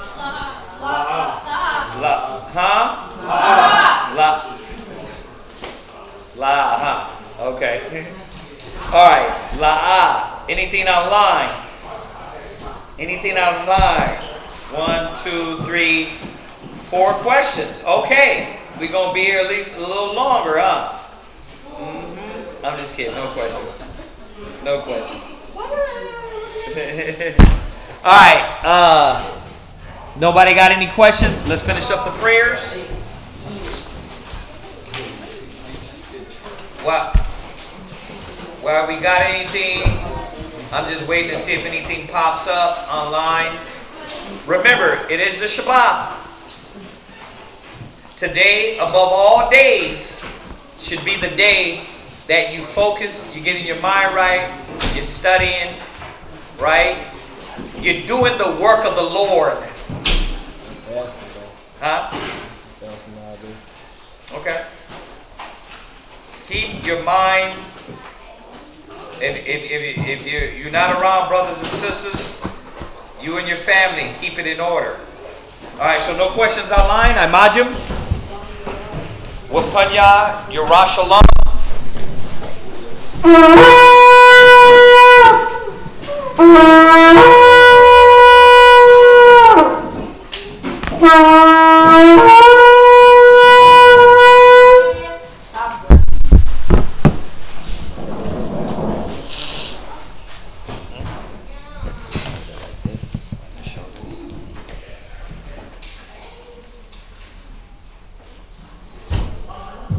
Zion, is Zion?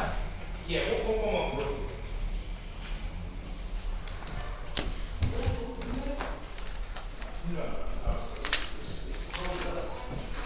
Time be flying so fast. Sabbaths, weekends, class. But when you're abstinent from a lot of wickedness and debauchery, you're going to look up. And it's going to be 30 years later, and you went from 15 years old to an old man in the truth. And you realize you kept away out on a lot of things. Made mistakes. That's going to happen. You're not perfect. But you're going to at least look back and say, I suffer not as a murderer, adulterer, idolater, right? Those are the things we're supposed to be staying away from. Wickedness, fornicator, right? So That's what abstinence is going to do, man. Keep us away from a lot of negativity. We're waiting for Zion real quick. Who was that, Zion? Fred. What Fred want? Huh? You got to stop him at the door and say, no heathens in the sanctuary. Right. Filthy beast. Oh, there's a question? We'll send you the class. Let us send you the class on that because that's a common question.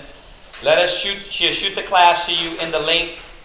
All right, you can go ahead and do that while we're praying. Find that before we click off. Shoot it to her or him or her. I don't know. So Yannick. Yeah. Oh, okay. Yeah, shoot her that. That way you get all the scriptures with it. You don't just get me saying a quick version. You get all the knowledge with it. All right? All right.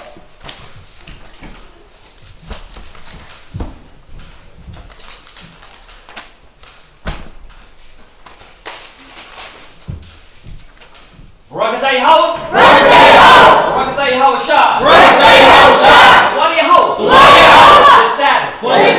This day. For your wisdom. Knowledge. What do you hope? For this rest.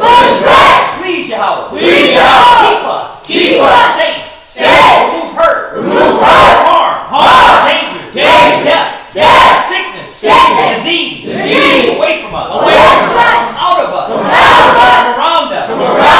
Please Yahweh. Bless the works of our hands. Bless us with wisdom. Knowledge. Understanding. Faith. Patience. Kindness. Long suffering. Please Yahweh. Be with us. Raise up prophets. Raise up teachers. Raise up women. That have been in your name. Fulfill your oath. Fulfill the promise. Deliver your servants. Deliver Israel. Root out. Break down. And destroy. This nation. Show your power. Deliver us, Yahweh. Deliver us, Yahweh. Hashem Yahweh Shah. Aman. Barakatah Yahweh. Hashem Yahweh Shah.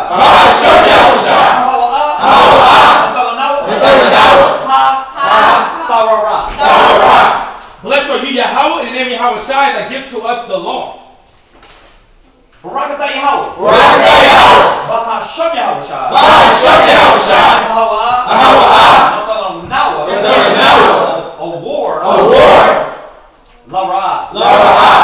That is blessed you, Yahweh, in the name of Yahweh Shai that gives to us the light to see.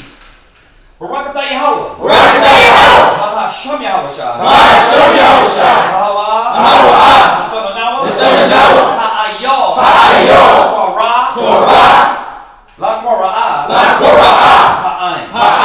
Blessed are you, Yahweh, in the name of Yahweh Shai that gives us the ram's horn to call Israel. Barakatah Yahweh. Hashem Yahweh Shah. Shaman. Zayah. Yasha'al. And that is blessed you, Yahweh, in the name of Yahweh Shai that gives us the olive oil to anoint Israel. We do anointings after class. The anointing is just a prayer. And number 6:22 that we pray. All right. Open. All right. Psalms 92. It is a good thing. To give thanks. Unto Yahweh. And to sing praises. Unto His name. O Most High. To show forth. Thy loving kindness. Every morning. And faithfulness. Every night. Upon an instrument. Of 10 strings. Upon the psaltery. And the harp. With a solemn sound. Yahweh. Excuse me. For thou. Yahweh. Has made me glad. Through thy work. I will triumph. In the works of thy hands. O Yahweh. How great are thy works. And thy thoughts are very deep.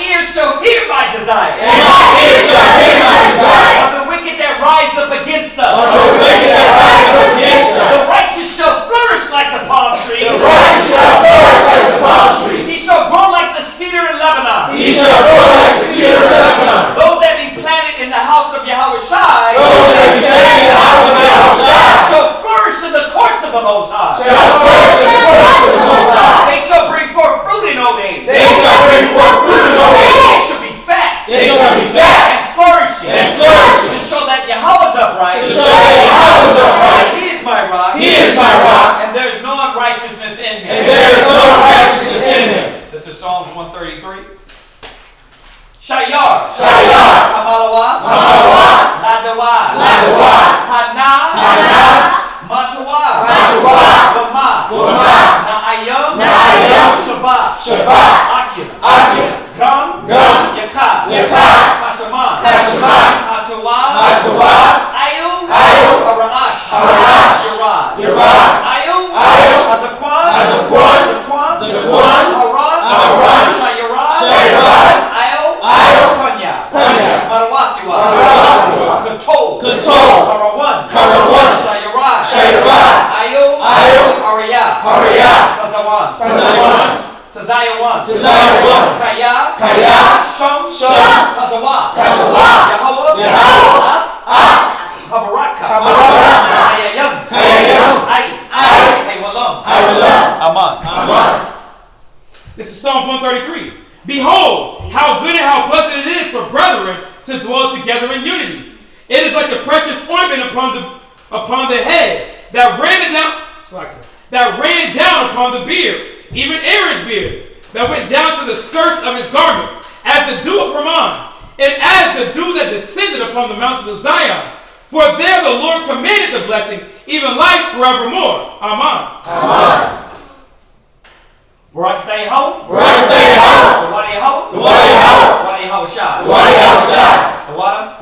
Aman. All right, circle up.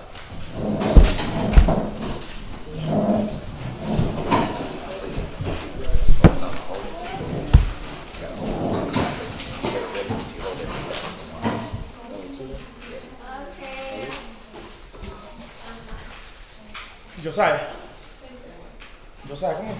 Right there. Right there. No, right there. Next to Jeremiah. Yep, right there. Boom, right there. There it is. Turn around. Yep. Right there. Yep.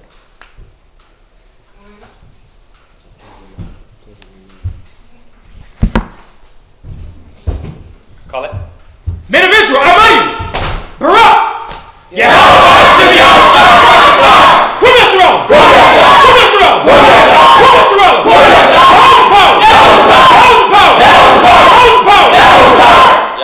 Turn to face the sisters. Yep, call it. Saluting out the daughters of Zion. Akim, Amayim, Barak.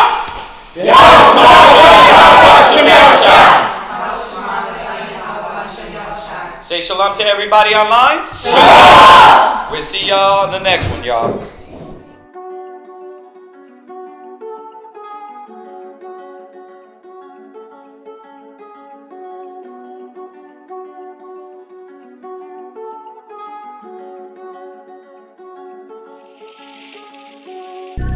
The